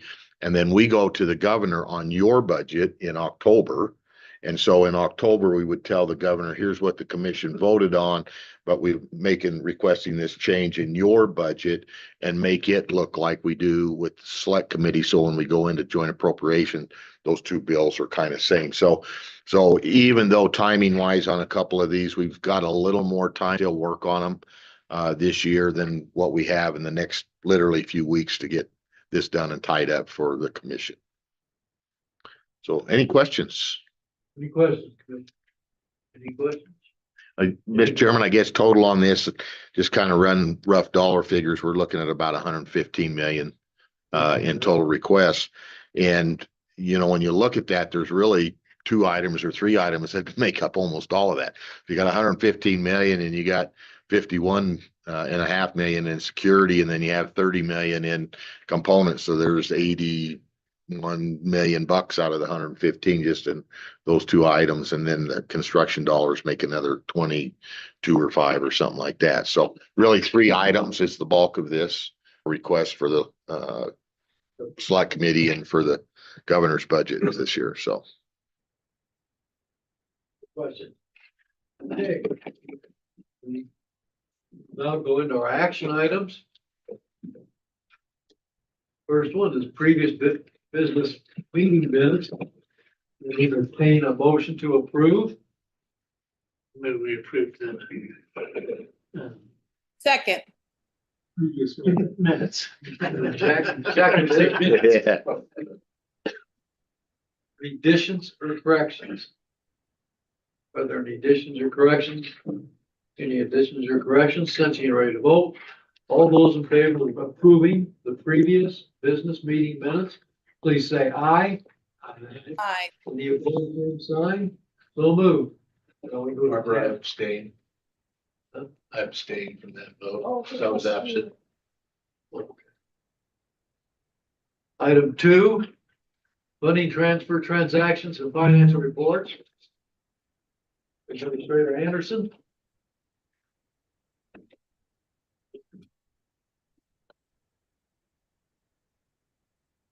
Mr. Chairman, we are on tab 2 of your packet. We will start with the balances of the accounts under the commission's purview. The 17-18 anticipated Capcom account sits at just under 1.2 million. 23-24 is at 727,000. 25-26 is 21,214,000. The Land Opportunity Fund sits at $605,232. The Emergency Fund is just a little over 3.5 million. The Planning Fund is just a hair over 2.9 million, and the Inflation Fund remains at an uncommitted balance of 13,396,013. Moving along, we will start as we always do with the executive summary report combining operations, major maintenance, and capital constructions.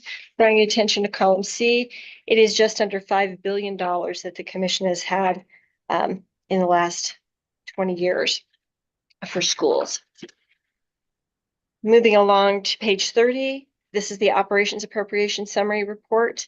Draw your attention to column D, looking at our expenditures for the period, which is, it's 244,475, which is just a hair where it used to be, but that's because we had market adjustments, and this includes salaries for market adjustments. Those were issued statewide for state employees, and that's what the increase is for. Moving along to major maintenance, appropriation summary. Again, as we covered last meeting, I'll draw your attention to C and D, where in 27-28, you see that net appropriation difference in C of $1.12 million, and in D, the amount that was distributed was just a little under. This was the amount that was made effective immediate that we had requested in the supplemental, and since there wasn't supplemental budget, it was made immediate. And then the differential was there was a delta adjustment for one school district that was reduced for square footage differential that was discovered, so a hair off. The other thing to note here is in column E, the district expenditures, see that is blank. We are coming up on the major maintenance expenditure reports. It's called the 680 report that the districts are currently working on. They have until July 31st to get that to us, so hopefully, probably not for our next meeting, but the meeting after, we should have that dollar amount in there. We have, again, our staff member is working diligently with the districts to try and get all the information in so that she can get it reconciled. Moving along to page 32, this is the capital construction appropriation summary report. Drawing your attention to column F, we are always looking to make sure that we are getting money out the door. The differential from the previous month is a little over 3.5 million that went out the door from last month. Moving along to page 33, this is the capital construction transaction summary, and draw your attention to column B. And this is where we move things from where we budgeted it forward to where we actually got a contract signed. And that's why you see a negative on the budgeted line and an increase on the awarded contracts. The details for that are listed on page 37 and 38 of your packet. However, I will note that the largest contract that we put in your place is it's about 65% of the contracted amount was about $5.4 million, and that was for New Campbell County High School for their existing site. Pages 34 through 36 cover all of the details for the unanticipated accounts that we discussed at the beginning. Pages 37 and 38 show the details of those transactions we just discussed. And then pages 39 through 78, which is the remainder of your packet, is, as always, an appropriation listing by district and facility. Mr. Chairman, if there's no questions on your financials, the State Construction Department recommends that the commission approve the financials as presented. I entertain a motion. Chairman, with the financials as presented. Second. Been moved and seconded. Discussion. Any questions? Essentially, we vote. All those in favor of approving the motion, please say aye. Aye. Any opposed, same sign. So moved. Next item is tab 3.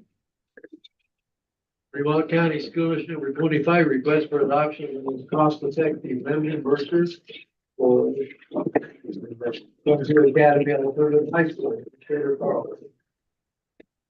Thank you, Mr. Chairman. Just to start off, I do have Josh Schmidt online with Arc Forma that will be given the presentation. I also have Superintendent Ibaugh is here, and so if the commission has questions for the superintendent, she is also in attendance. Background, as we've talked before, in 2019, the state did a Mercer study, utilization study for Fremont County School District number 25 to help them. They had about over 300,000 square feet of excess square footage. And so we went in and did a lot of work to help them figure out how to start to downsize that excess footage. As part of that, one of the big goals was to demolish the Tonkin Athletic Center. The alternative high school was one of the programs that was in that facility that had to be relocated. So as the process progressed, the alternative school was moved into the old special education building that is located up near their middle school, high school. There was some money appropriated there for them to take that building and make it appropriate to move that Frontier Academy into at that time. Currently, the district is sitting at about 130,843 square feet. So you can see we've brought that down considerably to help them with their major maintenance and to reduce their footprint. In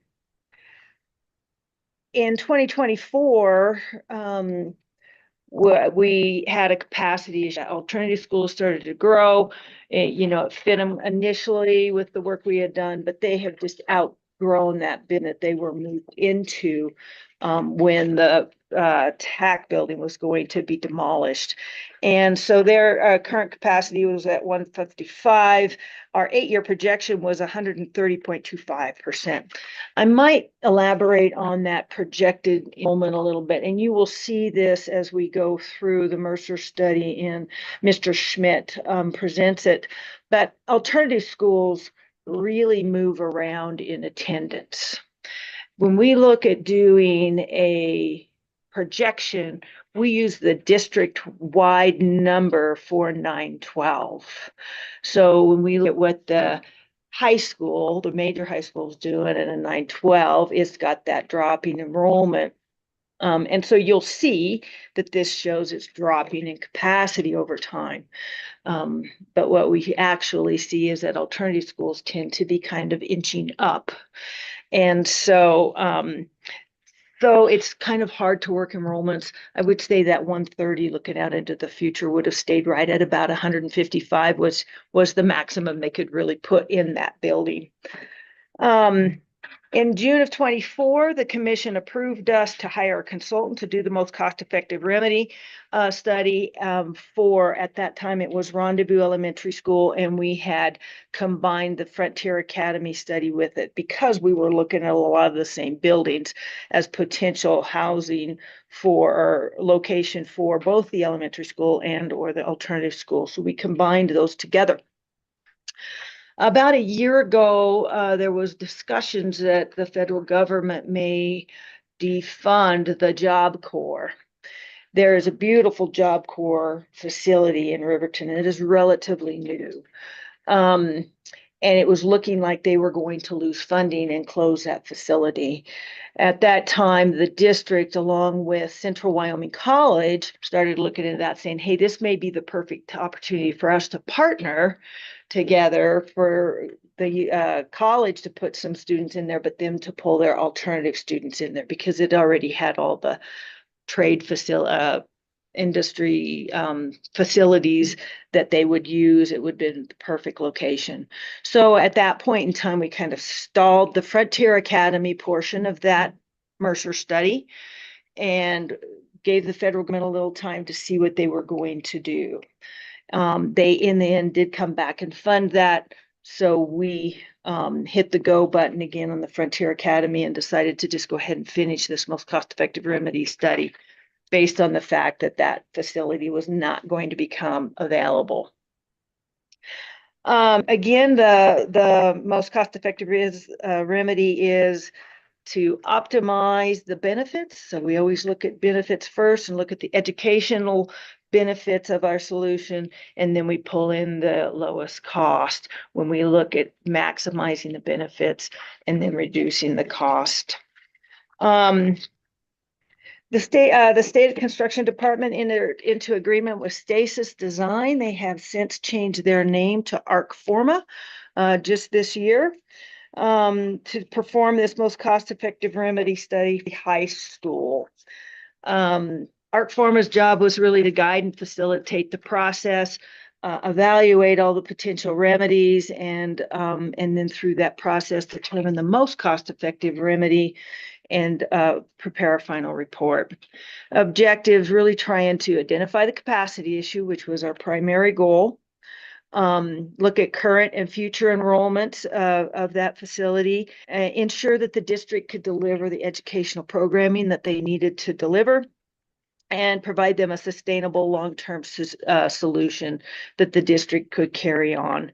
All the time balancing benefits, cost, efficiency, and then the educational outcomes for the district.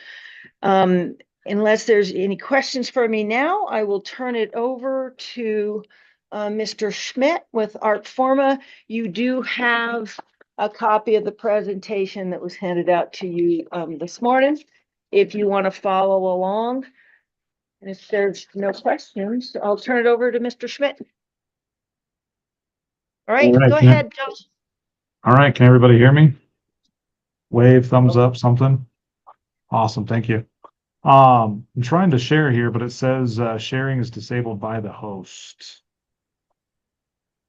on the Teams or in Zoom. Just a minute, Josh. Trav's going to see if he can get that taken care of here. Sounds Sorry good. about that. No worries.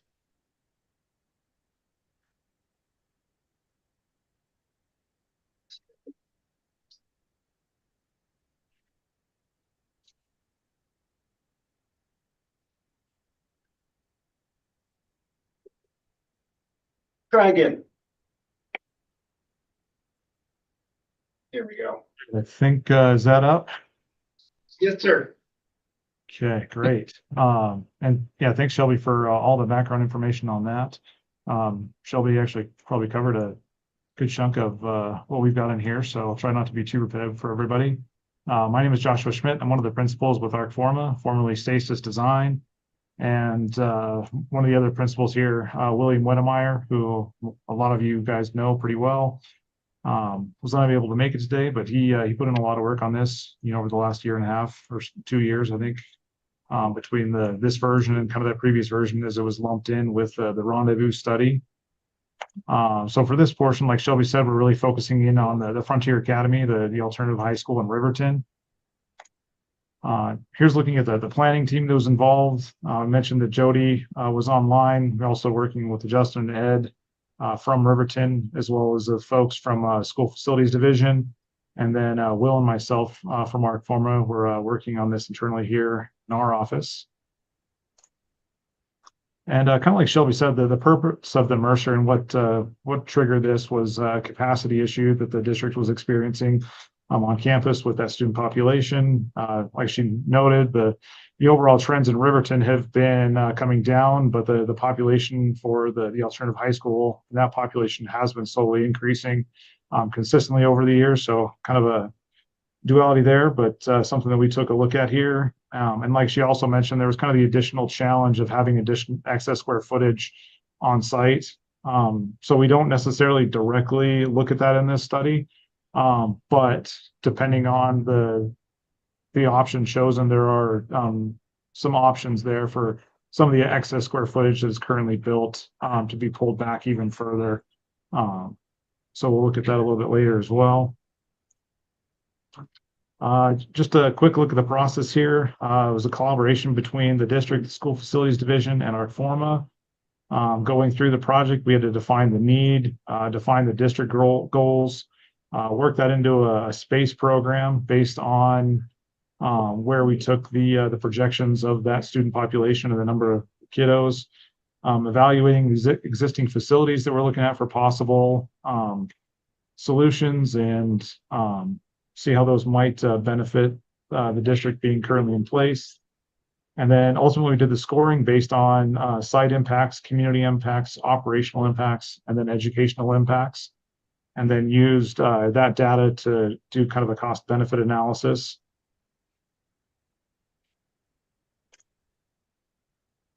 This is just a shot looking at the enrollment numbers over the last 10 years. As you can see, for the most part, with everybody kind of had that COVID dip. We've been generally steadily increasing in enrollment there, although the 1 year we had a one student dip in the program. However, the overall trends are pushing that population to continue to grow.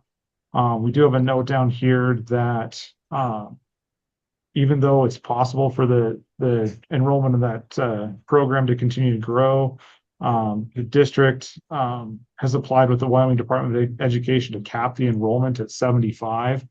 And so when we're determining the allowable square footages and that kind of stuff within the program, that's kind of the number that we've set to define and kind of compare against with the existing facilities versus, new construction and their current location options.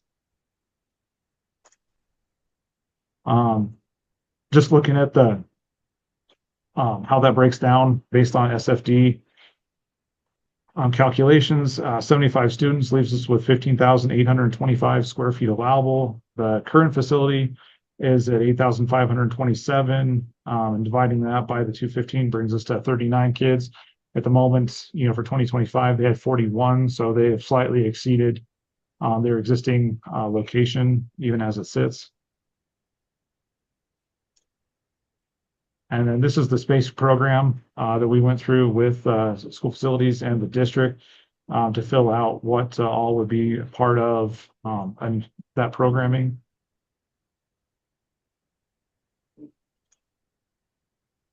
A few of the existing facilities that we looked at were the existing Rendezvous Elementary, as well as Jackson, also looking at the Frontier Academy building in its current location.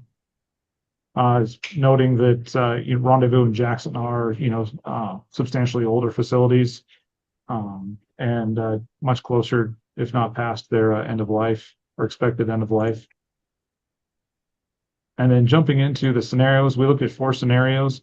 The first one being moving the program to Jackson Elementary School. And then this is a floor plan. And the idea of what we're breaking apart here is that we understand that the existing Jackson, the existing Rendezvous, and square footage wise are far larger than what the alternative high school square foot calculations get us to. So that's kind of why we've identified areas where we are doing a renovation versus areas where we are essentially not doing renovation. You know, obviously addressing all the educational needs, you know, safety, security, entry, and those types of matters, which is why you're seeing this here. We're addressing a lot of the kind of the front end security of the school in this portion of it. Oops.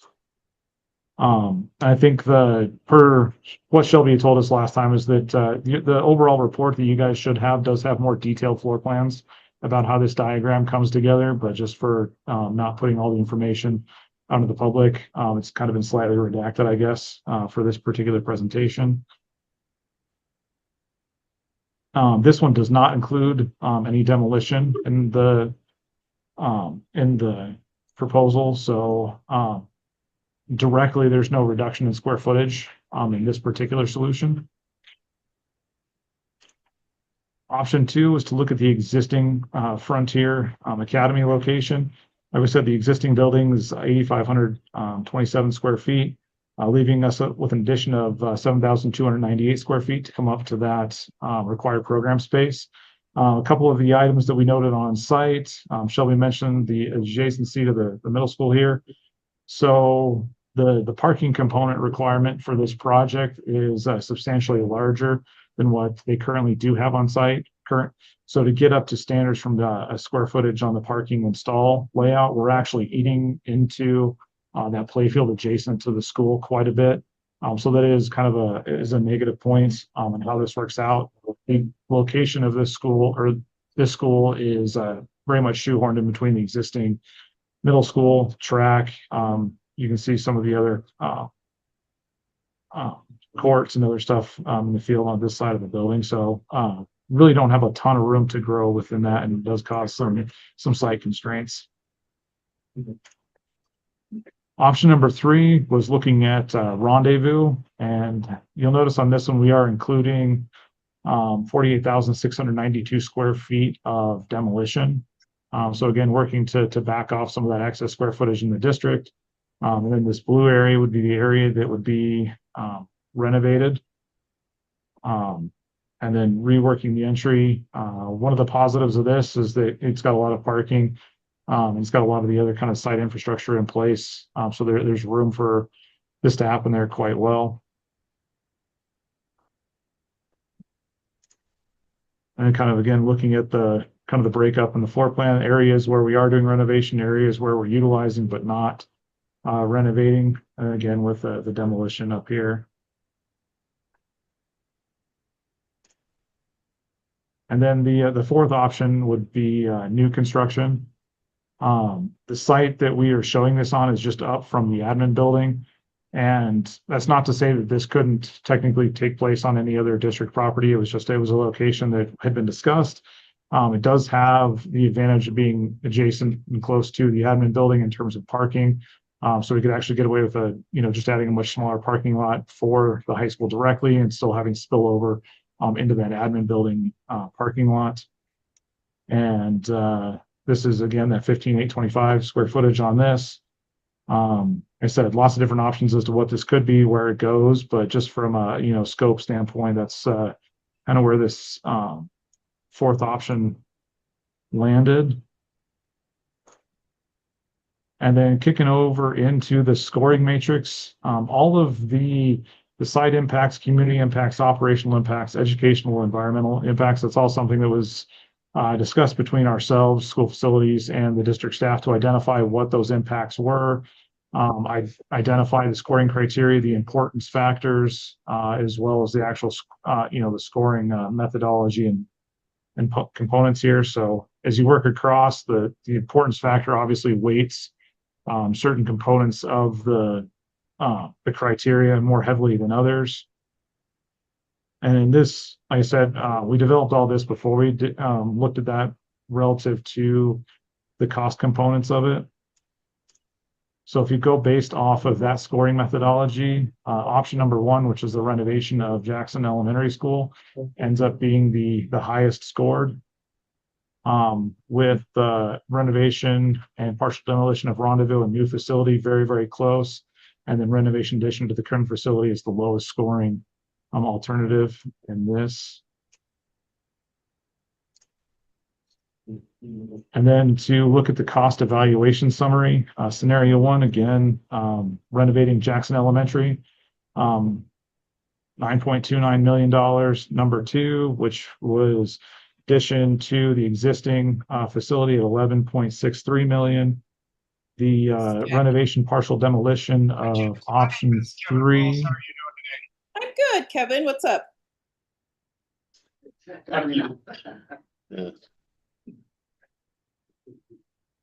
All right, you're good to go, Josh. Oh, sorry, got number 3, which again was the Rendezvous option, demolition, partial renovation, $17.117 million, and then option 4, which is new construction, coming in at $14.22 million. This portion here is to look at some of the net square footage reductions, as well as potential utility cost savings and comments on major maintenance cost reductions. So again, there's kind of the asterisk here is that while we're not identifying any direct demolition associated with moving the program to Jackson, there's still the option there as, let's see, I believe the RFQ for the new Rendezvous design is currently active. So as that project is actually finished, then the entire square footage of Rendezvous Elementary, could be demolished. So you'd have the little over 80,000 square feet from that existing Rendezvous Elementary that you could then pull off of that excess square footage number as well. Number 2, let's see, this has essentially there, you've got the ability to, same thing, you could remove Jackson from that one. Number 3, we do have the reduction from demolition at Rendezvous, and then 4, same thing with 4. While it's generally independent, new construction, you'd still allow for the possibility to demolish Jackson and or demolish Rendezvous once the new Rendezvous is complete.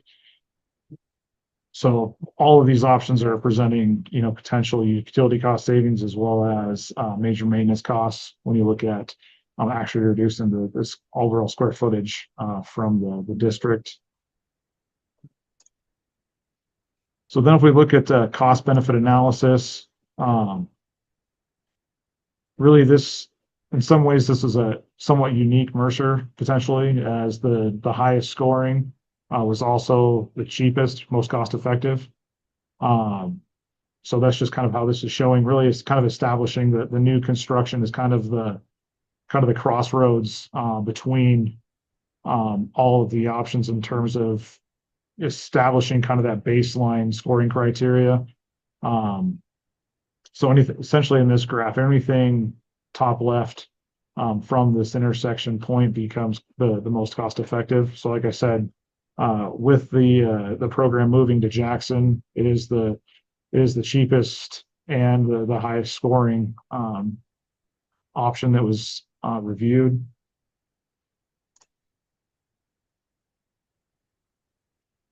So this is just some of the details on the cost estimate, square footage information for scenario 1.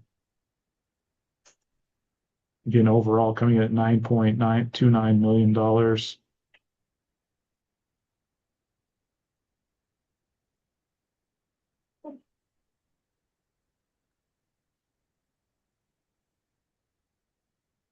And then some of the key factors as to why this was ultimately selected was the efficient use of available site and property, adequate access to facilities and infrastructure, minimizes construction impacts to surrounding property and impacts to the students themselves, aligns with community expectations, maximizes use of existing district facilities and resources, addresses existing facility deficiencies impacting student learning and safety, supports appropriate capacity and class size for alternative high school program and future enrollment, provides instructional and support space responsive to diverse student needs, supports appropriate scale for alternative high school students, provides a safe, healthy, and supportive learning environment, minimizes initial capital investment while meeting the program needs, supports long-term stability of the alternative high school program, and minimizes future relocation costs.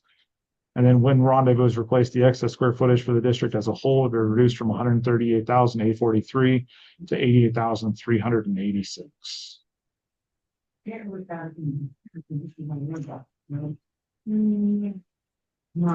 Open it up for questions if you guys have any. Are there any questions? I have a couple. Yes. Mr. Thorne. Obviously, for security concerns, we're not able to, and the documentation doesn't show the actual floor plan. As renovation, AHS number 1. That Jackie? No, Josh. Sorry, that was kind of garbled. What was that? You're, Mike was on. No, we're still getting it. Josh is. Oh. Josh, we're getting some other feedback through your speaker. Yeah, he muted himself. All right. Thank you. So, obviously the floor plans weren't shared for security reasons. Correct. I assume that the construction department has seen those, looked at those, reviewed those from a perspective of meeting adequacy standards, meeting security standards, meeting all of those things. Mr. Chairman, Commissioner Thorne, we have, and the district has as well. So we've jointly reviewed those. They've looked at how they would like to, they're going to put in kind of community room, which is going to require some removal of walls. And so they've been very involved in looking at how this space is going to be used, the district and principal. Why security concerns?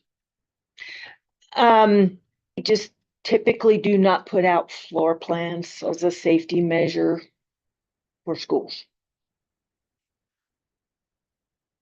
Chairman, Yes. I'm not sure if this is actually a question for this gentleman or the superintendent, but I actually have a couple of them.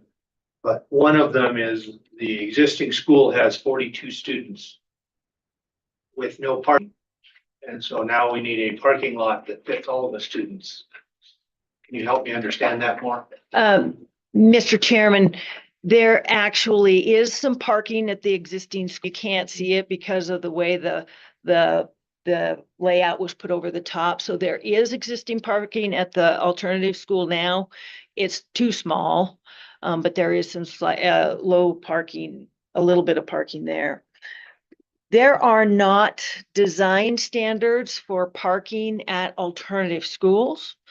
So what we worked with the consultants on and the district was to look at what the city code required for parking and added some parking in. Okay, it looks like Josh has pulled up that layout, and you can see where that parking is there currently. Thank you. That answered one of my two questions, and the other one was just kind of a general, and this probably is the superintendent. Can you tell me kind of what, how many teachers you have scheduled for next school year? I see the projections are like 56 students, which I don't think we have a spot where you can probably fit them in the current alternative high school. So how many teachers do you have scheduled for 2026? We have 4 scheduled. And that's with 40 some students. Yes. Okay, thank you. Superintendent Ibach, would you like to add anything or address us? Tell us what your feelings are. We were really pleasantly surprised with the outcome because Jackson School would have been our choice if we didn't go through the process for moving our alternative high school because it meets several of the needs. Additionally, we are planning to put some other programs in the same building. that we have developed because of the increasing behavioral needs that we have in our district and in some of our surrounding districts, so that we're hoping to partner with some of the other districts to take some of their high needs kids. We do have a significant waiting list to get into our alternative high school. And so 40, we have capped it right now at the 40. So a couple of extra, we were, because of the high need to get them in there. But we feel like this project will be beneficial to all of Fremont County, not just Fremont 25. Thank you. Mr. Thorne. You broached this a little bit just a second ago, your step up program, and reading through the minutes of some of the Mercer study and looking through that as far as the step up program and day reporting not being eligible for funding, et cetera, through the SFC. I'd like to hear more about the step up program from your perspective. So I have a question with that. Okay, so we created, we had an awful lot of students that were causing enough disruption within the school environment, not to a point where we wanted to expel them, because we felt like expelling them was putting the problem down the road for another year.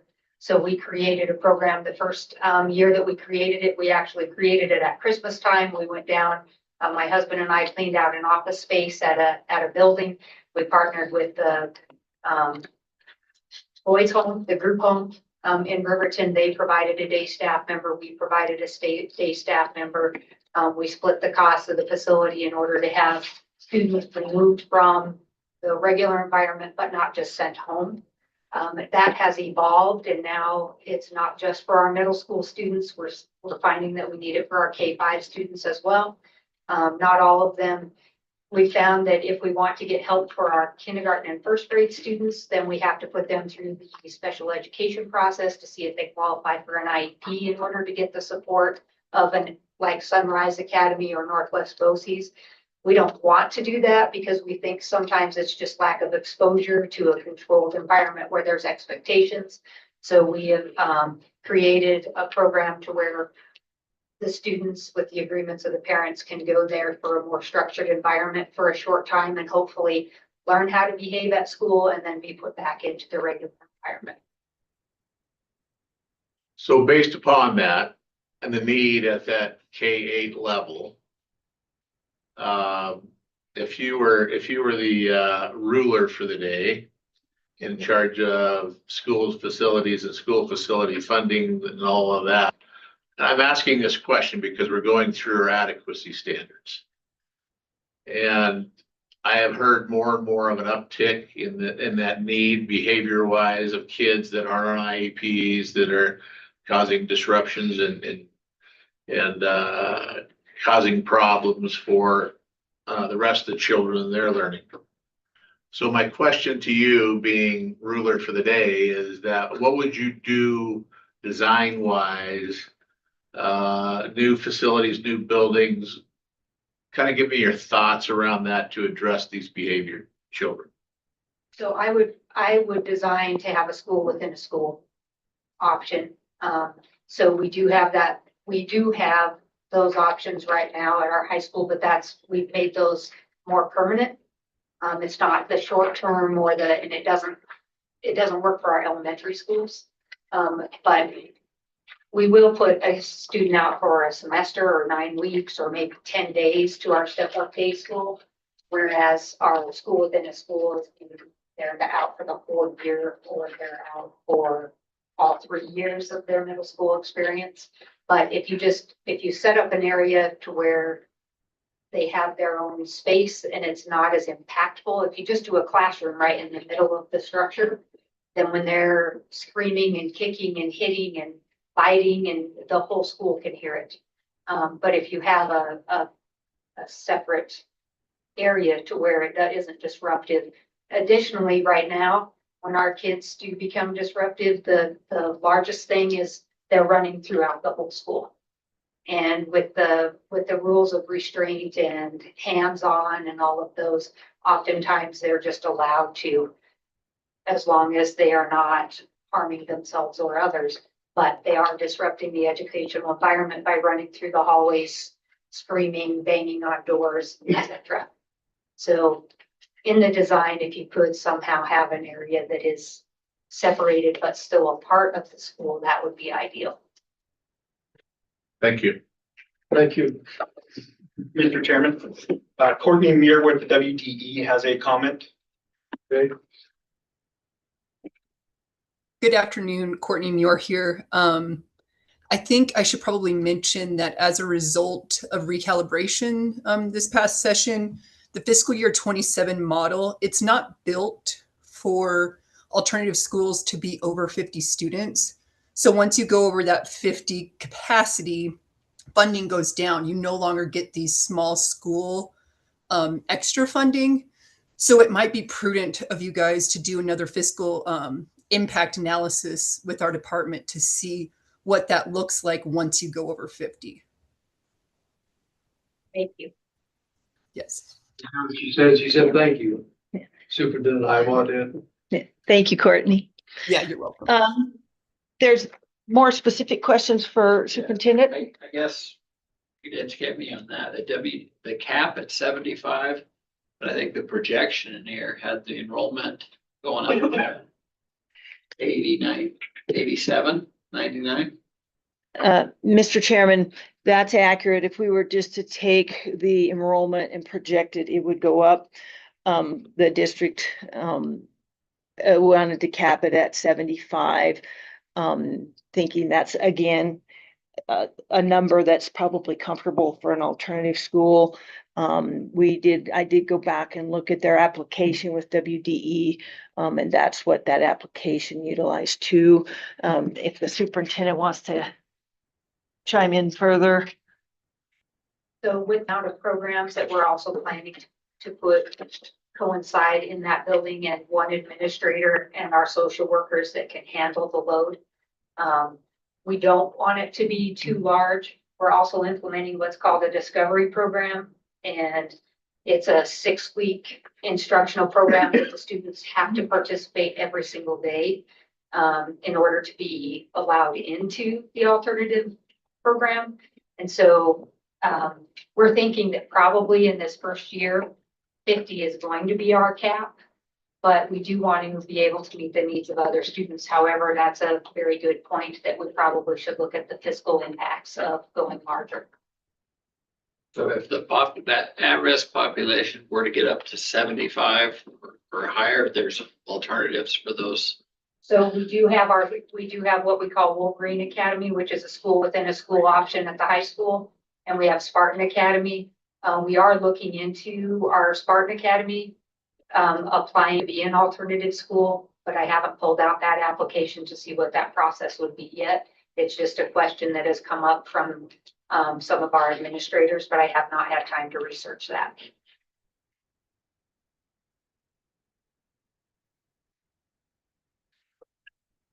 Further questions?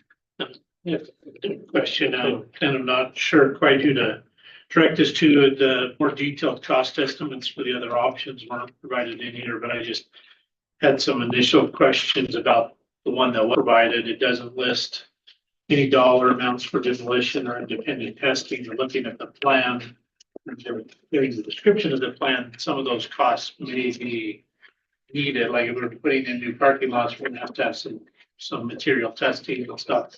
And if we're doing some demolition in there, I just would, it's included in that $450 for the building construction. So it seemed like the number might be a little light. I don't know if that would affect the overall, this still may be the preferred option and stuff, but I just had a little concern about the dollar amount. They're just knowing also where construction costs have been this last year and stuff, so. Mr. Chairman, if you take a look at the report itself and at Josh's presentation, it's got that 9.2. If you go back to tab C and look at the costs that we have incorporated into the budget request, we have put those dollar figures through our budget worksheet. And so I've got 1.5 million in there for design and 10 million in there for construction. So 11.5 versus 9.2. So we have increased it, added inflation into there. And so that's why those numbers are different. So Mr. Chairman, if you'd like, I'll just finish and read your recommendation for you. So at the June 9th, 2026 Fremont County School District 25 Board of Trustees meeting, they voted unanimously to concur with the scenario AHS #1 renovation of Jackson Elementary School for the Frontier Academy Alternative High School. Commission action item shall determine whether the adoption of the study recommendation scenario AHS #1 renovation of Jackson Elementary School is cost-effective solution for Frontier Academy Alternative High School capacity concern.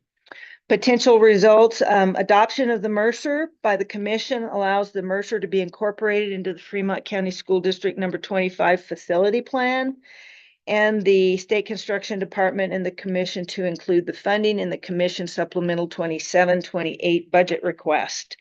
If no Mercer is adopted, the district and the department will be unable to move forward until the SFC adopts an alternative remedy as the Mercer to address the identified capacity issue. Our recommendation, the State Construction Department recommends that the School Facilities Commission adopt as its written Mercer determination ARC Forma study entitled Fremont County School District #25, Most Cost-Effective Remedy dated June 1st, 2026, and scenario AHS #1, the renovation of Jackson Elementary School for the Frontier Academy Alternative High School, as the most cost-effective remedy to meet the district's capacity needs.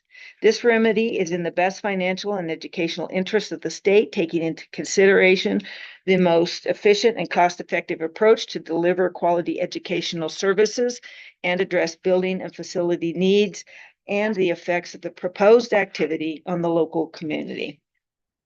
With that, I take any other questions. I might add a couple more comments. We also have a sanitary sewer project that got component funding a number of years ago. We have been sitting on that component project, not knowing what was going to happen with this school. So we have gone to work, are deploying that, but that is it's around $2 million. That will take care of the sanitary sewer. It will upgrade the restrooms and do some of those things that was planned in that project initially. So there's that money out there that's supplementing. We had just hit pause on it because we thought if Jackson was going to be demolished, there was no reason to expend that funding. So that money has been considered into the process. It's not included in the dollars you see, but we have considered that as we evaluated this remedy. Okay, before we go any further, we need a motion. Mr. Chairman, I make the motion we approve the recommendation as written. Second. Been moved and seconded. Discussion? Question based on Shelby's new comment there. Does that mean that that additional money would go into this project to increase the budget of this project, or it would go away and this project would take the place of that? Mr. Chairman, sorry for my lack of clarity. That is in addition. So we are going to go ahead and deploy that project and take care of the sanitary sewer. Along with that, those sanitary lines are running down the hallway. So we'll redo the flooring in those locations, upgrade the bathrooms using that money and then tie it into the system. So that is additional money that is going in to take care of the sewer issues at that facility. And that would take place before this project, not simultaneously? Wouldn't there be an economy of scale to maybe put that in? I think they're planning to just put it all together. Okay, package. Yeah. Okay. Yeah. That makes sense. Scott? So this is a 1960s building. So the success and I guess the core is sound. We feel confident. $9 million new money in a building that's 60 years old. Mr. Chairman, I thought I had the FCI score up here. Mr. Chairman, this school is in good condition. The bones of the facility are good. foundation is good, no structural issues. It's a good, solid building and it can be renovated to meet the needs of the alternative school.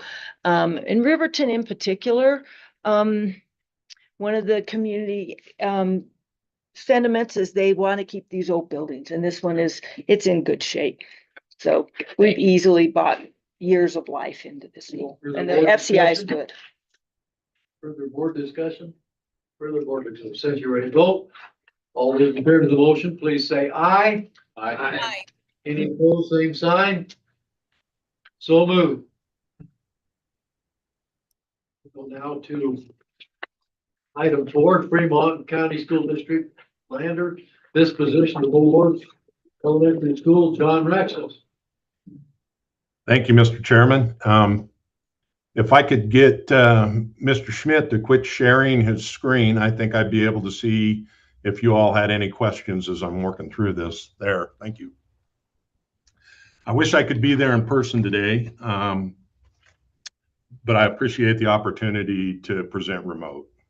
I'm John Rexis. I'm the Construction Management Supervisor for School Facilities. And the first action item that I'll be presenting today is a request from Fremont County School District Number 1 in Lander for the disposition of the Old North Elementary School. The district sent a letter to us, actually 2 letters dated December 10th of 2025 and June 3rd of 2026, requesting disposition approval of the Old North Elementary School and consideration of funding for the demolition and site reclamation. Old North Elementary School is located at 626 Washington Street in Lander. It is 45,166 square feet, was established in 1961, sits on 29.94 acres of property along with Lander Middle School, has a 5-year projected FCI score of 0.266 with $5,573,906 in projected and existing deficiencies. It currently houses the Head Start program and is classified as an educational building. The district has notified Head Start that they're going to need to look for a different location. Fremont County School District 1's in-town capacity percentages are 77.05 for 2 elementary schools, 59.85 for the middle school, and 55.22 for both high schools. And the reason why I listed all configurations here is to demonstrate that there's no immediate need for any space there in Lander.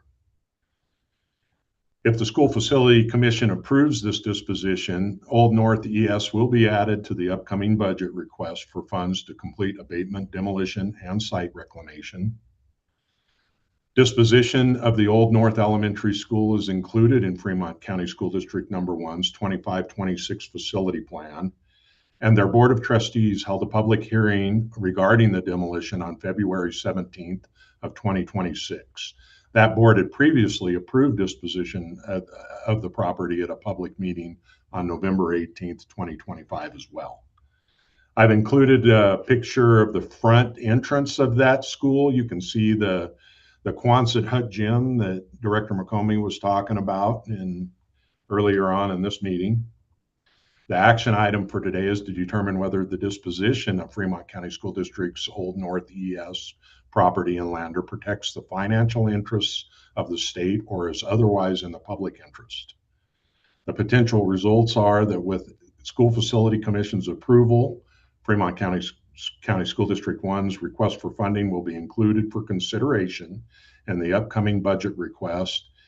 If the School Facility Commission declines to approve disposition, Fremont County School District 1 will continue to maintain the facility. Mr. Chairman, please let me know if and when you'd like me to open the floor for questions or if you'd like me to move right into reading the recommendation. Read the recommendation, then we'll have discussion, and then we'll have the vote. Thank you, sir. The State Construction Department recommends that the School Facility Commission approve Fremont County School District 1's request to dispose of the Old North Elementary School in Lander as being in the best financial interests of the state and public, and with the understanding that any costs and revenues incurred by the disposition of the building shall be accounted for in the district's facility plan and considered in any building or facility remedy for the district, including any required remediation of the site. Any questions? I'd entertain a motion now, and then we'll have questions. So moved for the Any disposal. second? Okay, Jane. Been moved and seconded. Joni, have a question? Just a curiosity question, for Mr. Rexis. When did this district last use this as an elementary school? How long has it been just when started? John, could you hear that? Mr. Chairman, I would have to look at some of their trailing enrollment data to determine that. I don't have that with me, and I'm not sure if any representative of the district is on the meeting. But I can do some research in that. If you have other questions, I may be able to pull that up so that we can come back to it. John, through your software package, can you tell me when Gannett Peak Elementary was built? I'm sorry, what was the question? When was Gannett Peak built? Yes. I was the project manager on that project. I want to say we completed it either in late 2013 or early 2014, but that I can verify as well. Okay, that's close enough. Thank you. Further discussion? Further discussion? Further discussion, since you're ready to vote? Yeah. All those in favor of the motion, please say aye. Aye. Aye. Any opposed, same sign? The motion is approved. Thank you, John. Thank you, Mr. Chairman. We have now tab 5, Sublette County School District number 1, Pinedale High School HVAC project alternative delivery method request. John Rexis. Thank you, Mr. Chairman. Pinedale High School was built in 1958. It's 95,462 square feet and has an adjusted capacity of 510, with 205 of those seats available. It also has a projected FCI score of 0.066 for 2031. Funding was appropriated by the Wyoming legislature in the 2026 budget session for design and construction of an HVAC, heating, ventilation, and air conditioning component project at that high school in the amount of $1,878,241. The district began this project as a major maintenance project and has previously solicited bids as such on 2 separate occasions, receiving only 1 bid each time from the same contractor. During the second bid process, costs increased substantially from that same contractor, despite a slightly reduced scope of work. It's important to note that the scope of the project was more comprehensive than a mechanical system upgrade. Since it was a major maintenance project, the district had the latitude to combine that for economy and take care of multiple systems and components. As designed, the scope entails a full thermal upgrade to include HVAC, window glazing, insulation, and other adjacent components such as wall finishes, flooring finishes, and ceiling finishes. Now that the component level funding has been appropriated, the district intends to supplement the project using major maintenance funds for the things that the component level funding is not eligible to be used for.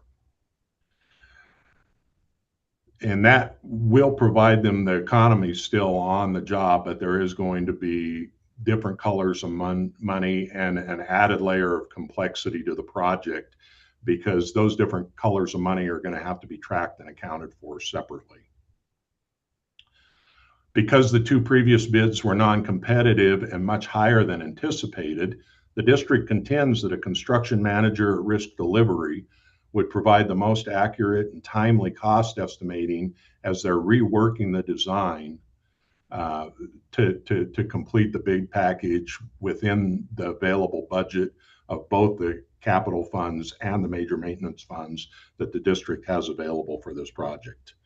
Additionally, the construction manager risks expertise may provide opportunities to maximize the budget by recommending more cost-effective means, methods, and materials without sacrificing quality as the design is reworked to align scope within the budget and schedule.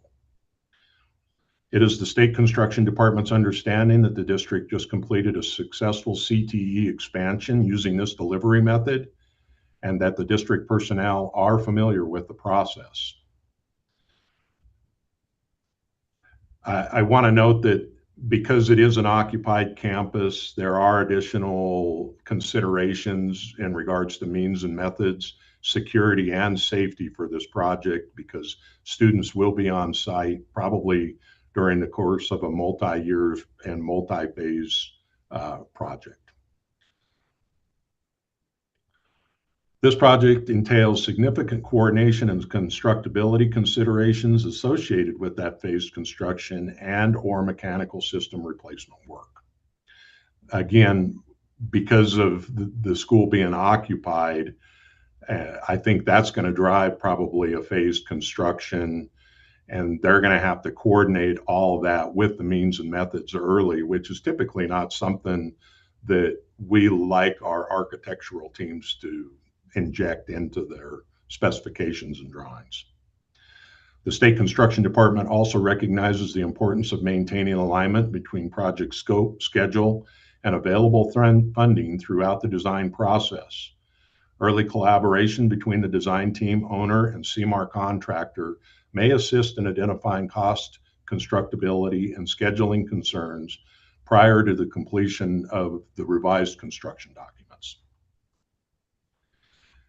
I've included some of the factors for consideration straight out of commission rule for approving alternative delivery methods. I'm not going to bother to read through all of those for you. But again, everything that's in the left-hand column you'll see are the considerations in the rules that we're supposed to make while determining whether or not it's appropriate for an alternative delivery method. I've included a justification here to kind of give the commission a little bit of the department's temperature in regards to alternative delivery methods.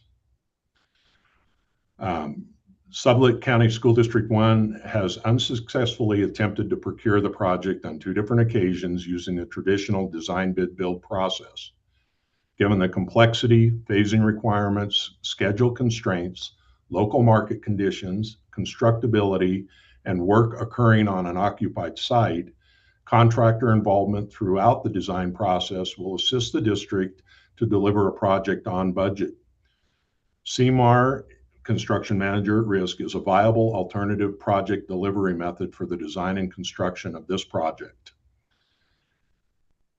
The district has agreed to follow applicable defined procurement procedures, obtain independent cost validation, and have transparent GMP development, competitive subcontracting requirements, while still preserving the state's funding oversight responsibilities.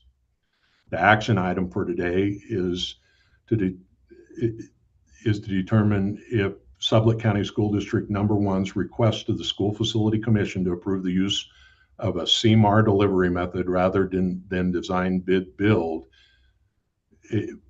is appropriate due to uncertainty with pricing and product availability.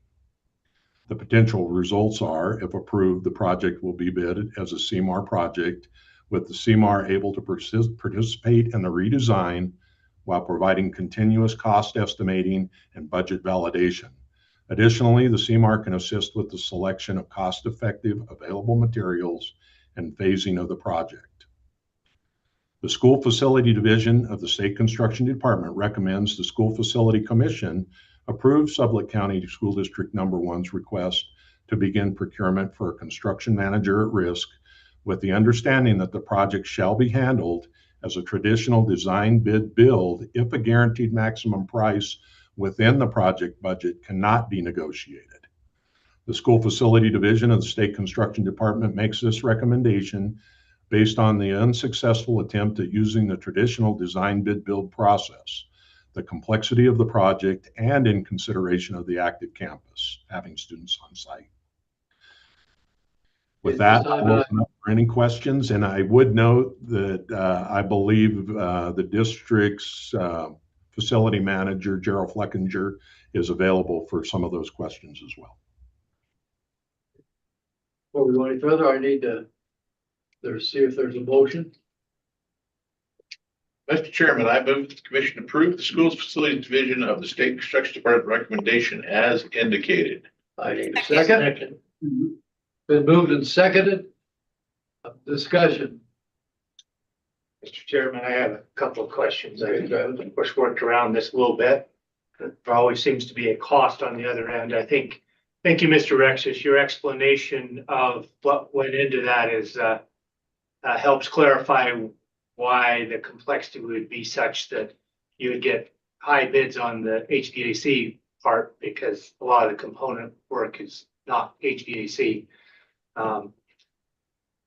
I guess the question I have on that is there a way we're going to track the component level effort that would have gone into that without all these other components outside the HVAC upgrades that included in the budget? My point is, I think as I pondered my way through this, that I know that costs are higher because I had a project that had a CMAR contractor bid it at over $1 million, and a general construction contractor came in at $600,000 on the same project. So there's an overhead and oversight element to that comes out there.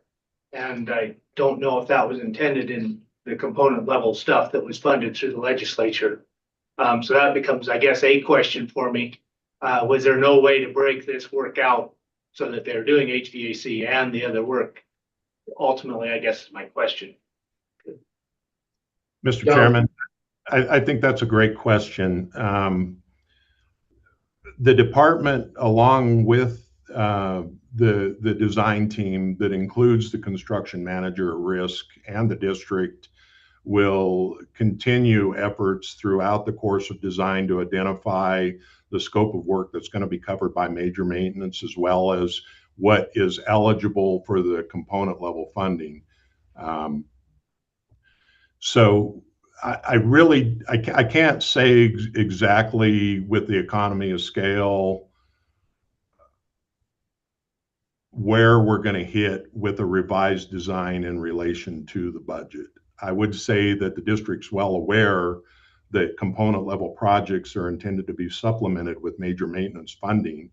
So they have that option and ability to do that. However, we all know that we cannot direct any of that component level funding towards other work unless it's directly affected by the replacement and the intended scope of work that's tied to the component level funds.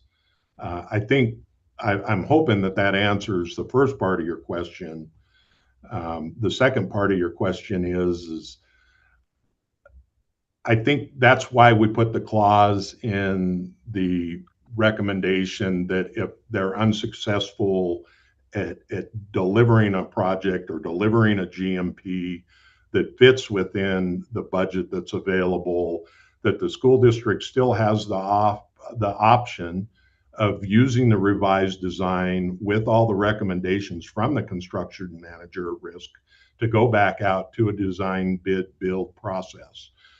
I don't necessarily want to take us too far down the wrong path here, but I do want to say that it's very difficult to compare apples to apples because there are other considerations along the way, and there are components that may meet specific performance specs or required specifications, but that have some cheaper and more affordable options available to them. And it's difficult to compare the two because you've got one situation where the general contractor in a CMAR delivery is acting as an owner advocate. And they might make the recommendation that while there's two different prices for a specific component or system that both meet the required specifications, there are advantages with the higher dollar system that pay out over the long term and that will be beneficial to the owner, where the owner may not get to make that same decision or have those same considerations if it is a design build, because that general contractor, as long as it meets those required specifications, can go with the more affordable option or whatever's going to make his bottom line where it needs to be at the end of that project. So it would be kind of difficult unless you actually canceled and terminated your construction manager at risk contract, and after an unsuccessful negotiation for a GMP, and then put those same documents back out on the street to see exactly where they came in at in a design bid build delivery or a hard bid scenario, then you would know where you stood. But I still think that the recipe for a successful project doesn't change much with a change in delivery methods. You still have to have a lot of different factors that aren't necessarily entirely in that general contractor's control. You have to have an owner that's willing to design within the budget and make difficult decisions. You have to have, a funding steward or an agency or the legislature that's willing to budget and appropriate the correct amount of funds.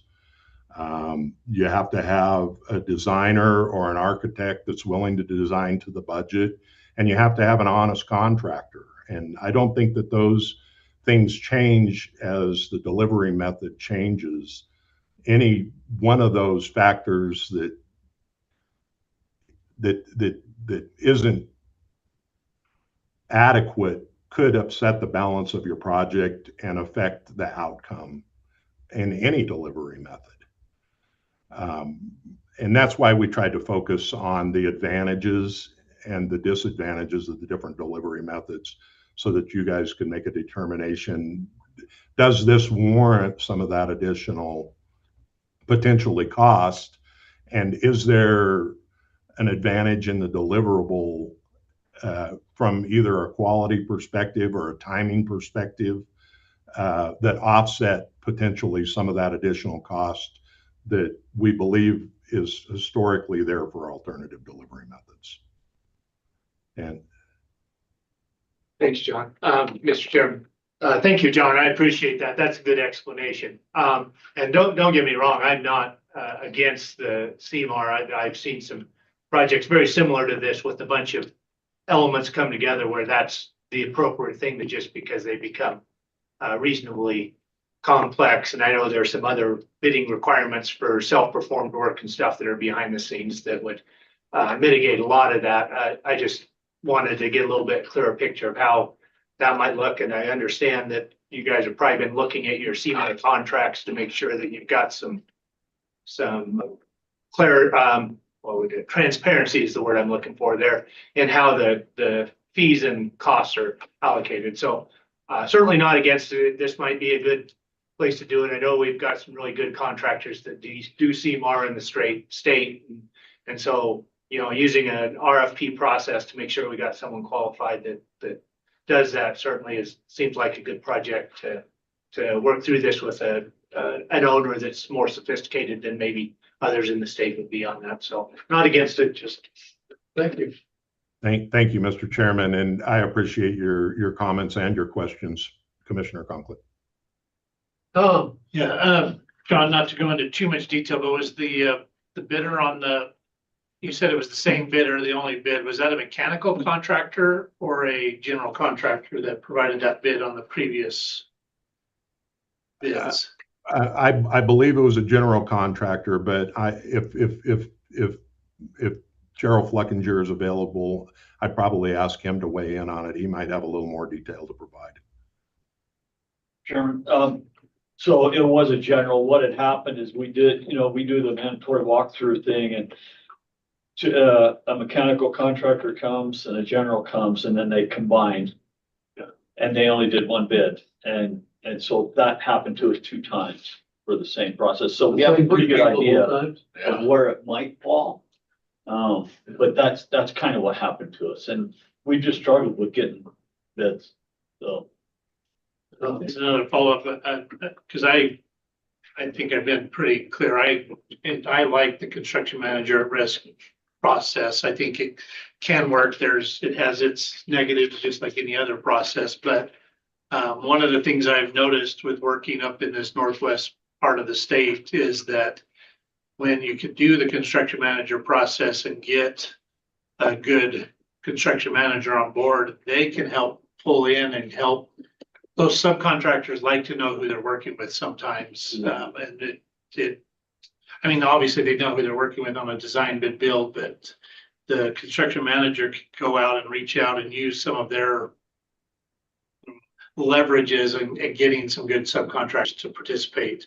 And I have just noticed that on this, at least in this northwest side of the state, with there being a lot of work going on between Teton County and down this direction, having those construction managers who can go and basically really pull on some of those subcontractors to participate, I think it could be very beneficial. And having obviously gone through it twice already, I think this is a good solution, a good option to try to proceed. So. Thank you. Appreciate that too, Tom. Any further discussion? Any further discussion? See, we had the motion, yes. At this time, I take a vote. All those in favor of the motion, please say aye. Aye. Any opposed, same sign? So moved. Item tab 6, Sublette County School District number 1, Pinedale, demolition of agriculture classroom addition. Thank you, Mr. Chairman. Sublette County School District number 1 sent a letter dated May 14th of 2026 to the School Facility Commission disclosing their intent to demolish approximately 2,000 square feet, referenced as the classroom addition of the existing art ag building at Pinedale High School. The district is requesting commission approval of that disposition. The district recently completed a new career and technical education facility and will no longer use this space for instructional purposes due to stated inadequacies with accessibility and the ability to deliver modern educational programming that meets the students' needs. The addition in question is a portion of the Art Ag building on the Pinedale High School campus. If you look at the picture just below bullet point number 7, I believe it's the portion with the overhang that has the pitched roof to the left of the picture. The Art Ag building in total is 9,748 square feet, was established in 1980, and sits on 21.47 acres of property with other campus buildings. The 5-year projected FCI score for the entire building is 0.078, with $266,175 in projected and existing deficiencies. Per Sublette County School District 1, if the School Facility Commission approves disposition, the building addition will be demolished at the district's expense with the intent to repurpose the footprint for additional parking, which will improve site functionality and safety for the area of the campus. Disposition of the addition to the Art Ag building is not included in Sublette County School District 1's 25-26 facility plan, but the Board of Trustees held a public hearing on May 14th of 2026 and approved disposition of the property through demolition. The action item for today is to determine whether the demolition of Sublette County School District 1's property in Sublette County, referenced as the Art Ag building addition, protects the financial interests of the state or is otherwise in the public interest. With School Facility Commission's approval, Sublette County School District 1 will demolish the agricultural classroom addition. If the School Facility Commission declines to approve disposition, they will continue to maintain the facility.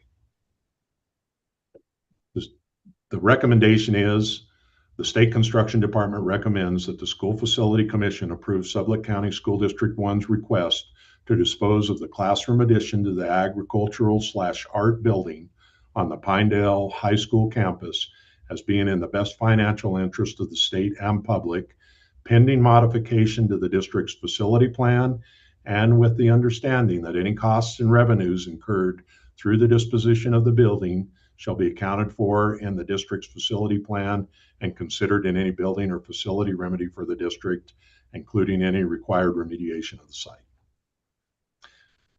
Is there any questions? I'll entertain a motion before we have questions. Mr. Chairman, I'd move that we approve the State Construction Department's recommendation as indicated. Need a second? Second. Been seconded by Scott. Discussion. Discussion. Discussion. Since you're ready to vote, all those in favor of the motion, please say aye. Aye. Any opposed, same sign. Seeing none, the motion is approved. Now we will have, if there, anybody wants to make public comments, this is the time that we do it. Allow everybody up to 5 minutes for public discussion. Any public discussion on the internet? Might as well, I drove this far. I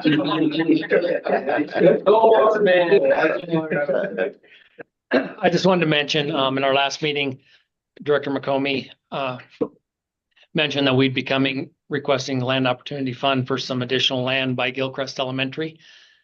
We're waiting on appraisal still, so we weren't ready. We'll have those by July. The asking price for the land and acres for $150,000. So I don't know where that appraisal will come in. I'm assuming somewhere close to that, probably. Seems fairly reasonable, but I would say the appraisal will come in maybe a little less than that. But so we'll be coming with that. The other thing I want to talk about a little bit, and it sounds like everyone's fairly in favor of CMR. I spent about 25 years doing mostly CMR and design build contracts.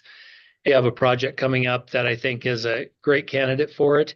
It's a new Hobbs Elementary. And the couple of reasons I think it's going to be a good candidate is that might already been appropriated as of July 1st.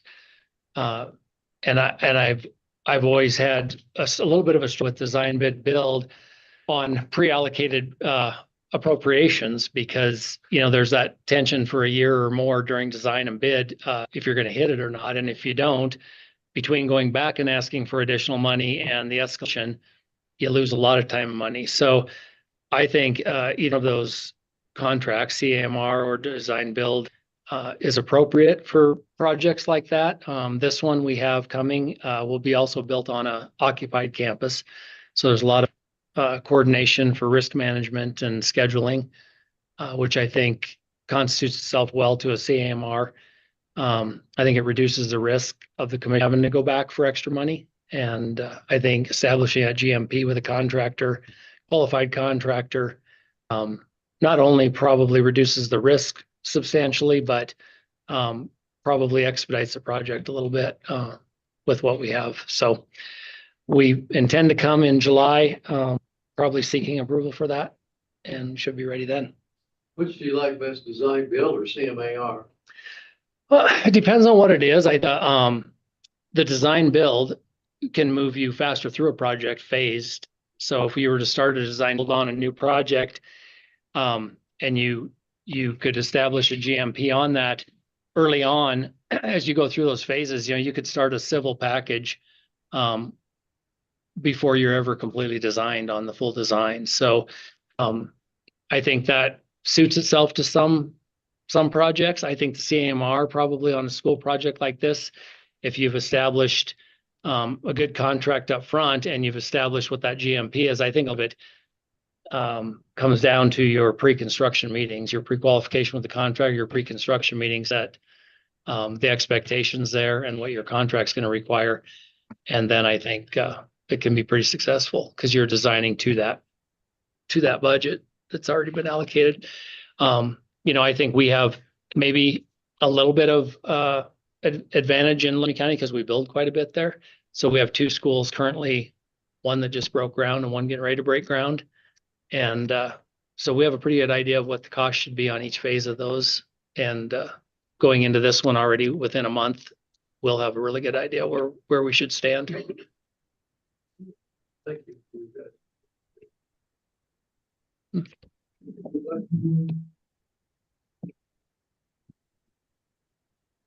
Any further public comment? Any further? Yes. Yeah, come on. Jeremy Snyder at State Construction Office. On behalf of the West Side School District, just want to thank you guys for this meeting on the west side of the state. I know that there's been a lot of expressed gratitude from the districts, and you know, I get to be on the front line every single day with the school districts, the kids in the schools, the communities at boardrooms, and what may seem like a thankless role that you play. There's a lot of gratitude for everything that you guys do, and I want to thank you all for everything you do. Thank you and all them too. Yep. Any further discussion? Do we have any need for a executive session today? No, Mr. Chairman. Okay, I'd entertain a motion to adjourn now. So moved. So moved. I need a second. Second. It's non-discussion. All those in favor of the motion, please say aye. Aye. Any opposed, same sign.